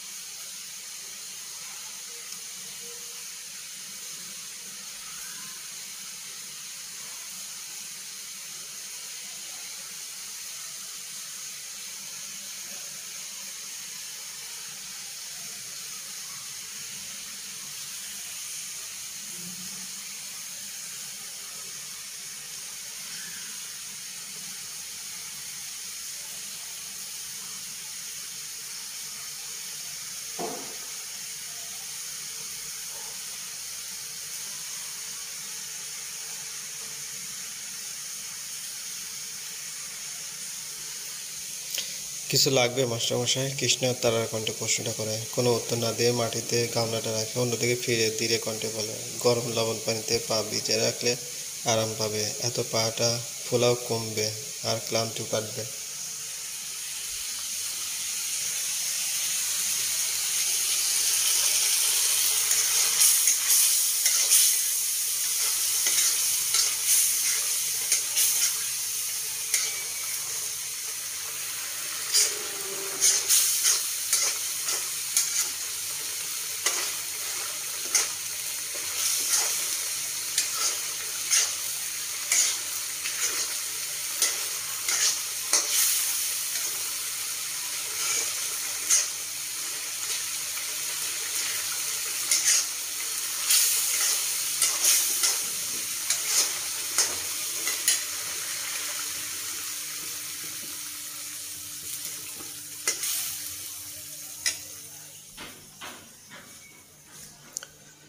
ভাদ্র মাসের প্রথম সপ্তাহ আকাশে তুলোর মতো সাদা মেঘ উড়ছে আর ঢাকার বাতাসে ধুলো।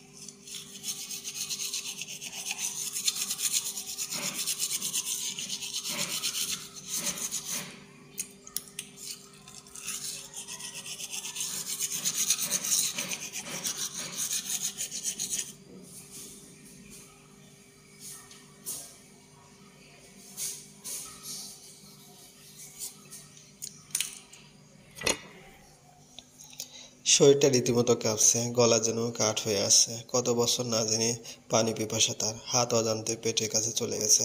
কৃষ্ণার চিৎকার পাশে সাহিত্য দেবব্রতের ঘুমও ভেঙে গেছে। উঠে আগে পাশে থাকা ল্যাম্পটা অন করে দেবব্রত। কৃষ্ণা থরথর করে কাঁপছে। তার কাঁধে হাত দিয়ে ধীর কণ্ঠে জিজ্ঞেস করে, কি হয়েছে? দেবব্রতের কণ্ঠে কানে যেতে ভয়ে আঁতকে ওঠে কৃষ্ণা। কাপা স্বরে বলতে থাকে, আমার বাচ্চা কিছু হতে দেব না। সরে যাও, আমার কাছে আসবে না। আমার বাচ্চাকে মেরে ফেলবে তুমি। কাছে আসবে না, আমি হাসপাতালে যাব না। কৃষ্ণা রীতিমতো কাঁদছে, অস্পষ্ট স্বরে কথাগুলো বলে যাচ্ছে এবং দেবব্রতের কাছ থেকে সরে যাচ্ছে। কৃষ্ণা এরূপ আচরণে ব্যথিত চোখে দেব তার দিকে তাকিয়ে থাকে। কৃষ্ণার প্রেগনেন্সি 3 মাস হতে চলেছে। কাল চেক আপ করার। তার আজকাল কৃষ্ণা সারাক্ষণ ভয়ে ভয়ে থাকে, শরীরটাও দুর্বল।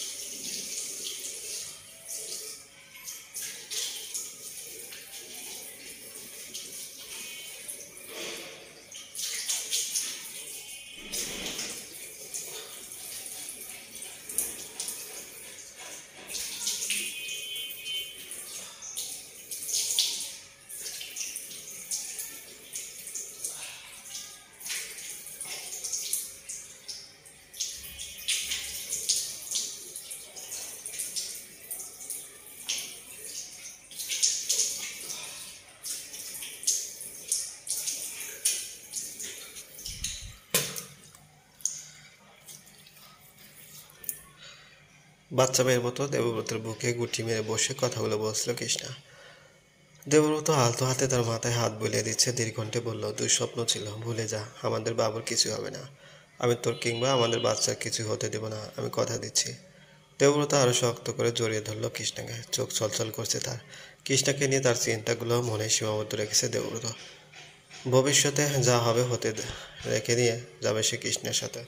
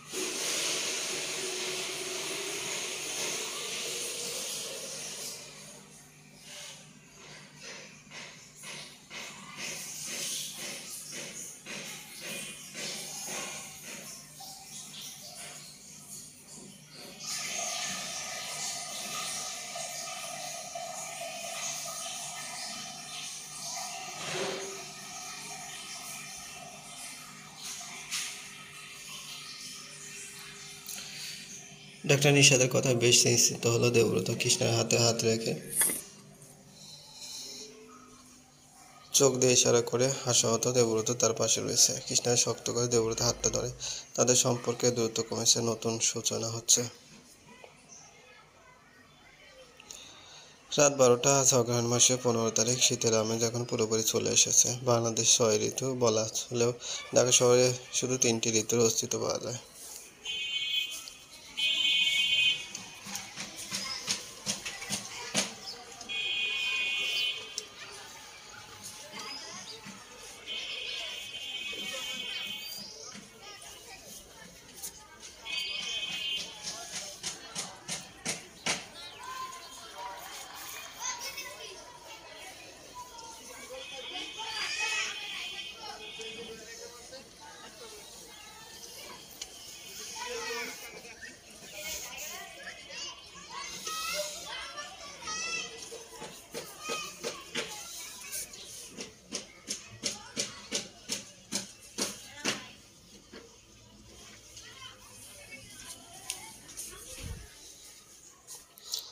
আজ হেমনলিনীকে পুরোপুরি নিজের করে নিলাম আমি। তুমি কেবল আমার হেমনলিনী। লজ্জায় লাল হয়ে ওঠে অন্যার মুখখানা। তার ভালোবাসা তার পাশে বসে রয়েছে।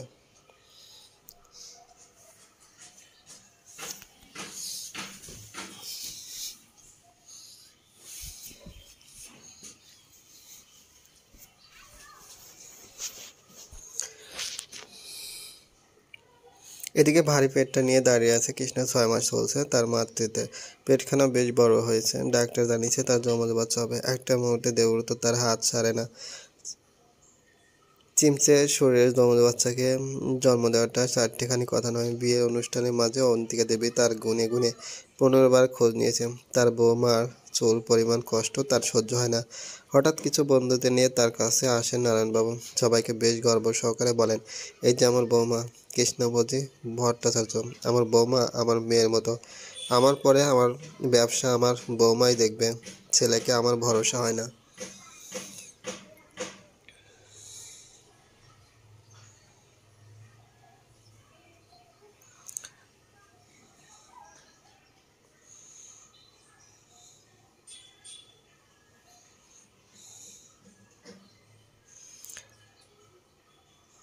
শ্বশুর মুখে এরূপ কথাটা শুনে কৃষ্ণা হা হয়ে যায়। অবাক নয়নে দেবব্রতের দিকে তাকালে দেবব্রত চোখ নিয়ে ইশারা করে কৃষ্ণাকে শান্ত করে। নারায়ণবাবু কিছুদিন পূর্বে দেবব্রতের সাথে এই নিয়ে বিস্তারিত আলোচনা করেছেন। প্রেগনেন্ট অবস্থাতে কৃষ্ণা তার ফাইনাল পরীক্ষা দিয়েছিল এবং খুব তাদের ব্যাচে ফার্স্ট ক্লাস সেকেন্ড হয়েছে। কৃষ্ণার রেজাল্ট শুধু কৃষ্ণাকেই নয়, বরং সারা ভট্টাচার্য পরিবারের মুখ উজ্জ্বল করেছে। সেদিন এই সিদ্ধান্তটি নারায়ণবাবু নেন।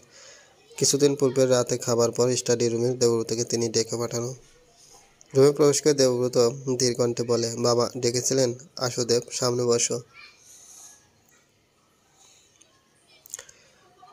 নারায়ণবাবু চুরুটে টান দিতে দিতে তাকে একটা চেয়ারে এগিয়ে দেন। দেবব্রত চেয়ারে বসতে বসতে বললেন,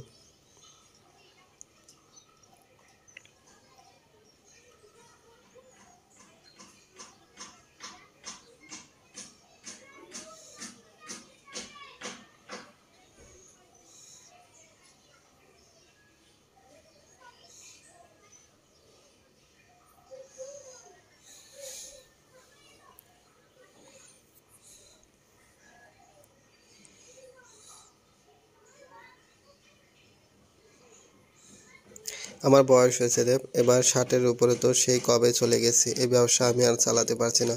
মস্তিষ্ক কিংবা শরীর কিছুই আমাকে সহায়তা করছে না। আর আমি জানি তুমি আমার ব্যবসায় কখনোই নিজেকে জড়াবে না। আমার এত বড় ব্যবসাকে তো আর অনিশ্চিতের মাঝে রেখে দেওয়া যায় না। তাই আমি চাচ্ছি কৃষ্ণাবতীকে সমস্ত ব্যবসার দায়িত্ব আমি বুঝিয়ে দেব। বাবা এত বড় সিদ্ধান্ত হঠাৎ, জীবনে কম অন্যায় আমি করিনি। সত্যি বলতে এই ব্যবসাখানা সোমনাথের ত্যাগের ফসল। আমি এত বড় অন্যায় করবার পরও কৃষ্ণবতী আমার পরিবারের চিন্তা সর্বদা করেছে।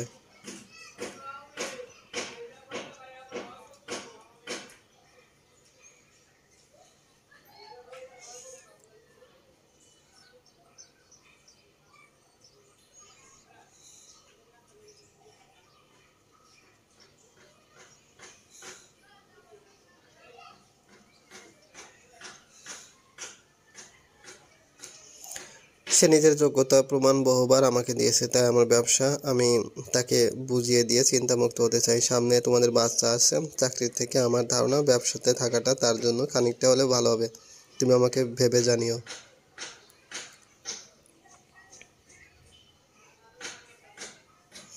দেবব্রত মাথা নাড়িয়ে স্টাডি রুম থেকে বেরিয়ে যায়। সেদিন রাতে সে খুব ভালো করে চিন্তা করে এবং চিন্তা শেষে এই সিদ্ধান্তের সাথে একমত প্রকাশ করে। বর্তমানে কৃষ্ণের হাত জোড়া ধরে নারায়ণবাবু বলেন, মারে বুড়ো বাপটিকে ফিরিয়ে দিস না। জানি এই অবস্থাতে এত বড় বোঝাটা দেওয়াটা ঠিক হয়নি আমার, তবে তার সিদ্ধান্ত যা হবে আমি মেনে নিব।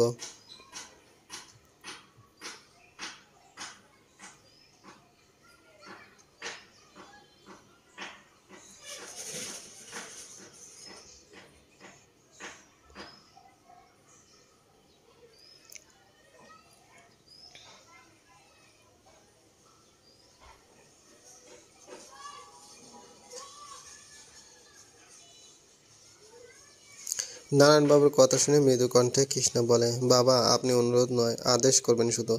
আমি আপনার সকল আদেশে পালন করব। কৃষ্ণার কথা শুনে প্রশান্তি হাসি হাসলেন নারায়ণবাবু। চোখ ছলছল করছে তার। আজ খুব প্রশান্তি লাগছে, বুকে চাপা গ্লানি আজ যেন নেমে গেছে। এ যেন অন্যরকম অনুভূতি।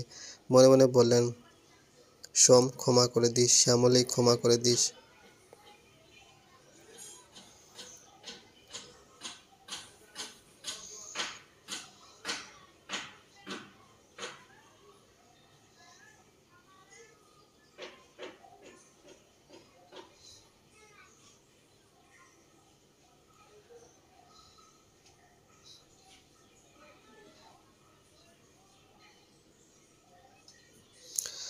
রাত 2টা। বিয়ের কর্মশেষে এখন বাসরের আয়োজন করা হয়েছে অর্জুন এবং অন্নাকে নিয়ে। অন্নার যত ছোট বোন এবং বান্ধবী আছে তারা ঘেরাও করে বসে রয়েছে তাদের। সেই সুবাদে কৃষ্ণাও সেখানে বসে রয়েছে। দেবের লাখ বলার পরও সে অনড়। বাধ্য হয়ে দেবও তার সাথে বসা সেখানে। সবাই হইচই করছে, কেউ গান গাইছে তো কেউ কবিতা। কৃষ্ণার গানের গলা সবসময় বেশ প্রশংসিত, তাই সকলের অনুরোধে সেও গান গাইল। হঠাৎ পলা নামের একটা মেয়ে বলে উঠল, সবাই গান গেয়েছে, এবার দেবদায়ের পালা। আজ একটা গান গাইতেই হবে তাকে। বৌদির জন্য গান তাকে গাইতেই হবে। দেবব্রত প্রথমে বাধা দিলেও কৃষ্ণা মৃদু কণ্ঠে বলে, যাও না।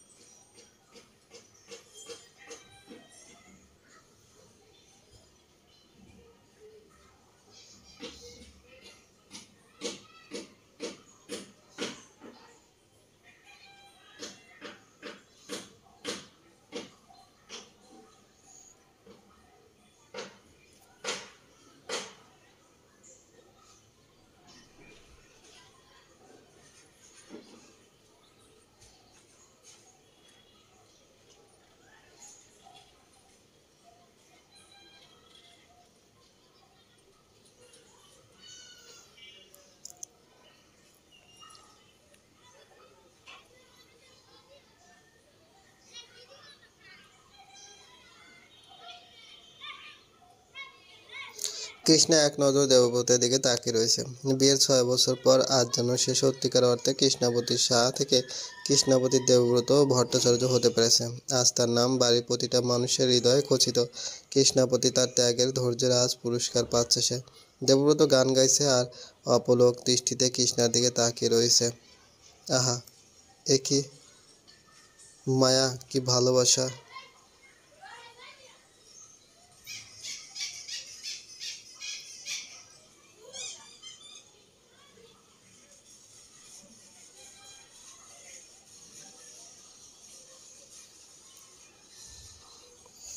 প্রসব যন্ত্রণায় কাতরাচ্ছে কৃষ্ণা। অসহনীয় যন্ত্রণা ক্রমে বাড়ছে। ঘুমাক্ত শরীরটা অর্ধচেতনায় পড়ে আছে। সতেজ মুখখানা ফ্যাকাশে হয়ে গেছে যন্ত্রণায়।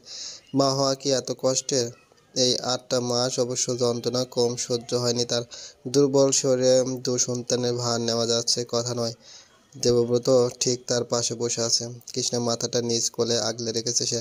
মাথায় হাত বোলাচ্ছে আর ব্যগ্র কণ্ঠে বলতে লাগে, আর একটু সহ্য কর, এই তো পৌঁছে যাচ্ছি, একটু শোনা।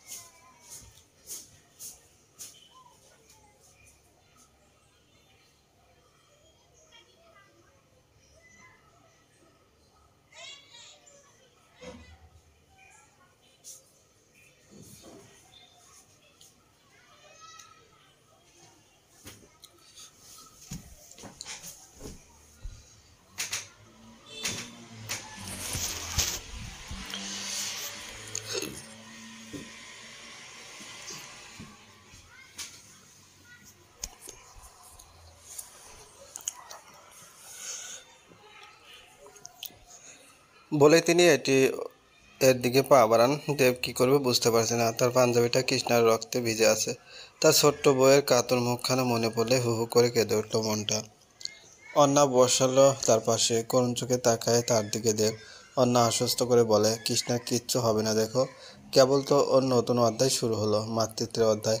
সেই মাতৃত্বের অধ্যায়ে ভগবান তাকে নিয়ে যাবে না। এই বাচ্চাগুলোর জন্য কম লড়াই তো করেনি সে, তার সাথেও লড়েছে। কেন লড়তে গেলাম রে? সেদিন যদি ওকে আগলে নিতাম। সেগুলো তো অতীত দাদা, অতীত অতীতই হয়।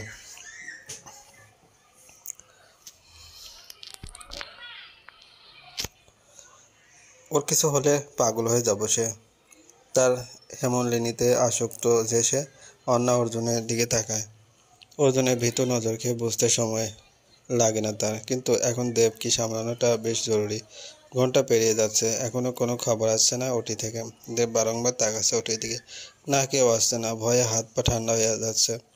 এত সময় কেন লাগছে? হঠাৎ একজন নার্স বেরিয়ে আসে। দেব ছুটে যায় তার কাছে, আকুল কণ্ঠে বলে, কি হয়েছে কৃষ্ণা? আমার বউ ঠিক আছে?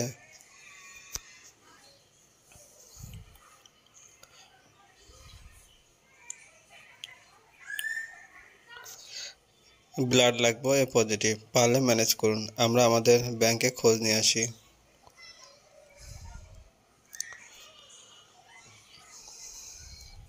ব্লাডের কথা শুনেই এগিয়ে আসে অর্জুন। তার ব্লাড এ পজিটিভ। সে আকুল কণ্ঠে বলে, আমি এ পজিটিভ।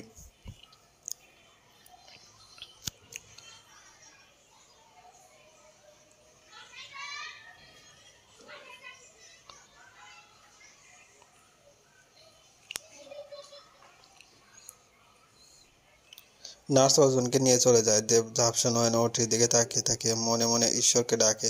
তার কিছু লাগবে না, কৃষ্ণ হলেই সেই। শুধু কৃষ্ণকে চায় তার।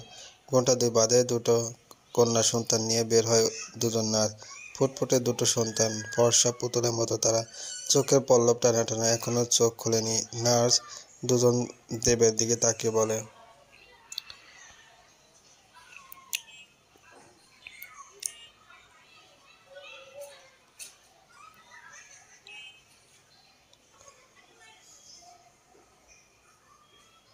মিস্টার ভট্টাচার্য, অভিনন্দন, মেয়ে হয়েছে আপনার। দেব এগিয়ে যায় নার্সের দিকে। কৃষ্ণার প্রতিরূপ হাতে নিয়ে দাঁড়িয়ে আছে তারা। অন্য একটা বাচ্চাকে কোলে নেয়, আরেকটি বাচ্চা দেবের কোলে থাকে। দেব আকুল কণ্ঠে বলে, আমার বউ, ও ঠিক আছে? নার্স দুজন মুখ চাওয়াচুই করে। তাদের মুখের রং পাল্টে যায়। এতে দেবের মনের আশঙ্কার ঘন মেঘ বাড়ে। আকুল কণ্ঠে বলে, বলছেন না যে?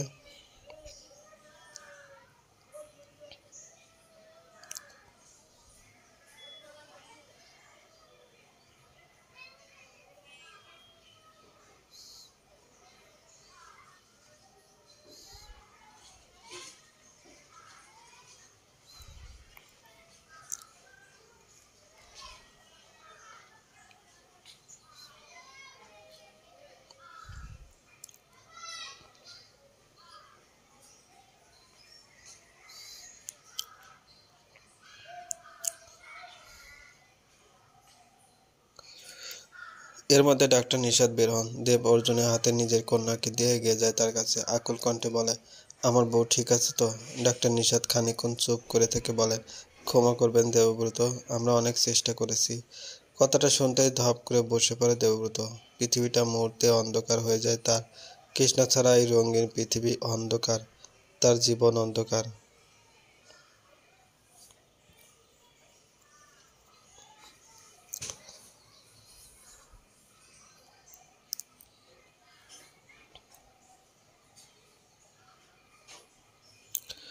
অগ্রহায়ণের প্রথম সপ্তাহ। প্রকৃতির রূপ বদলাচ্ছে। ঝিরিঝিরি শীত আলতো পায়ে পা রাখছে পৃথিবীতে। গাছের পাতায় হলুদ বর্ণ ধারণ করেছে। পুজো কেটে গেছে, মাস পেরিয়েছে। বারান্দায় দাঁড়িয়ে আছে দেবব্রত, হাতে কৃষ্ণার চিঠি। চিঠিটা কম হলেও হাজারবার পড়া হয়েছে, কিন্তু এখনো যেন হাঁস মেটেনি। আজও পড়বে সেই চিঠিটা। মাস্টার মশাই, হাহাকার শুনতে পাচ্ছ?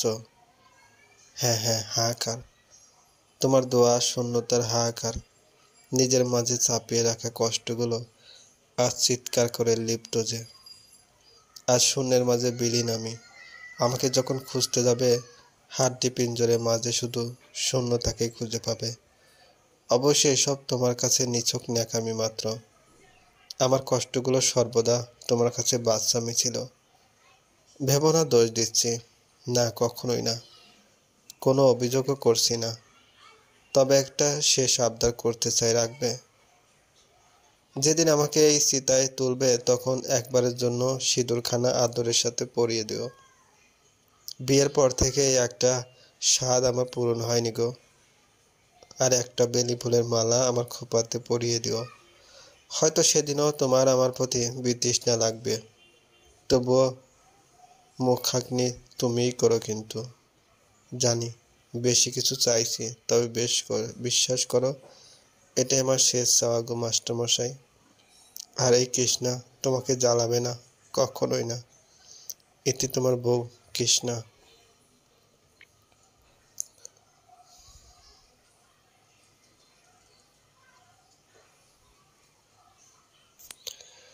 চিঠিটা কৃষ্ণা লিখেছিল তার গর্ভাবস্থায়। তখন মেয়েটা অসহ্য হয়েছিল দেবের অনীহায়। যে চেপে বসেছিল যে দেব। ভেতরে বাচ্চারা ক্রন্দন শোনা যাচ্ছে, দেব চোখের পানি মোছে। ভেতরে প্রবেশ করতে দেখে কন্যা দুজনে একত্রে চিৎকার করছে, ক্ষুধা লেগেছে হয়তো। দেব তাদের কাছে যায়, ব্যাকুল স্বরে বলে, আমার মায়েরা, কাঁদছো কেন? ক্ষুধা লেগেছে? এর মাঝে এক নারী কণ্ঠ শোনা যায়, খানিকটা রেগেই বলল, তুমি কি গো মাস্টারমশাই, একটু সময় সামলাতে পারো না? দোকান বাচ্চাই তো। দেব পিছনে ফেরে। মাত্র চান ছেড়ে এসেছে কৃষ্ণা। তার শাড়ি ভিজে লেপ্টে আছে শরীরে। চুলে গামছাটা কোনো মতে জড়ানো। দু বাচ্চার মা সে। এক দণ্ড শান্তি নেই তার। সেদিন শেষ রক্ষা হয়েছিল, দেবব্রতের প্রার্থনা ফিরিয়ে দিয়েছিল তাকে। অবস্থা খারাপ ছিল, নিষাদ আশা ছেড়ে দিয়েছিল। রক্তক্ষরণের দুর্বল শরীর বেঁচে ওঠার সকল আশা ছেড়েছিল। কিন্তু ঈশ্বরের মায়া, তার কাছে মানুষ কি করবে? 10 দিন আইসিইউতে থাকার পর অবশেষে উন্নতি হয় তার। ফিরে আসে দেবের কাছে। কৃষ্ণা যখন আইসিইউতে তখন এই চিঠিটা পেয়েছিল দেব। পড়েছিল আর খুব কেঁদেছিল। অসামান্য গ্লানি তাকে প্রতিনিয়ত খুব লেখেত, কিন্তু ঈশ্বর তাকে দ্বিতীয় সুযোগ দিয়েছেন। তাই তো রোজ সন্ধ্যায় কৃষ্ণার জন্য বেলি ফুল নিয়ে আসে সে। কৃষ্ণা বাচ্চাদের দুধ খাওয়ায়। তারা ঘুমিয়ে গেলে দাঁড়ায় আয়নার সামনে, গামছা খুলে চুল ঝাড়া দেয়। তখন দেব দাঁড়ায় তার সামনে, সিঁদুরের কৌটাটা নেয় হাতে। কৃষ্ণার মুখ উঁচিয়ে ধরে, রাঙিয়ে দেয় তার স্মৃতি। নাকেও পরে খানিকটা সিঁদুর। লজ্জায় লাল হয়ে ওঠে কৃষ্ণা। লাজুক স্বরে বলে, বুড়ো বয়সে কি ভীমরতি হয়েছে? হুম, প্রেম বেড়েছে, তাই বুঝি?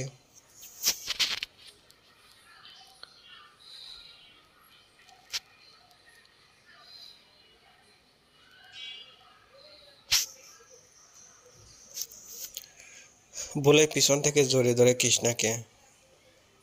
ঘাড়ে মুখ ডুবায় কৃষ্ণা তাকিয়ে থাকে তার মাস্টারমশাইয়ের দিকে। হঠাৎ বলে, সেদিন ফিরে না আসলে কি করতে? একসাথে চিতায় উঠতাম। জড়তাবিহীন কণ্ঠে দৃঢ়ভাবে বলে দেব। কৃষ্ণা ঘুরে তার ঠোঁটে হাত রাখে, বলে, বালাই ষাট, এ বলতে আছে আমার বয়স আপনি পান, এই কামনা করি শূন্য স্মৃতিতে চিতায় উঠব না।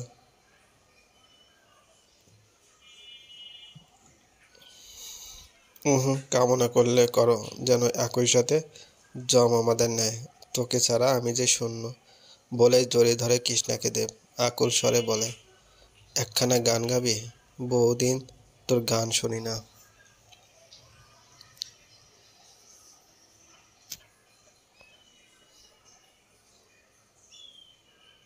ওরা ঘুমাচ্ছে। উঠে গেলে কৃষ্ণার প্রশ্নে হাসে দেব।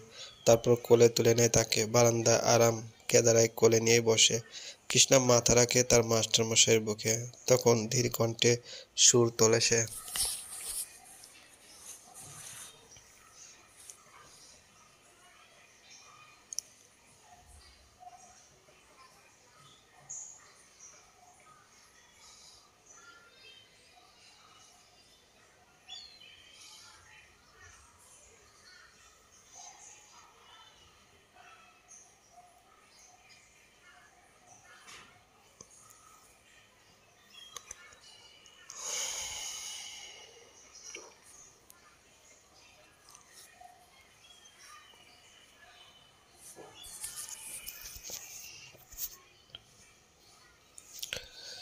হঠাৎ ঝুম বৃষ্টি শুরু হয়, সে বৃষ্টি আছড়ে পড়ে কৃষ্ণা এবং দেবের দিকে।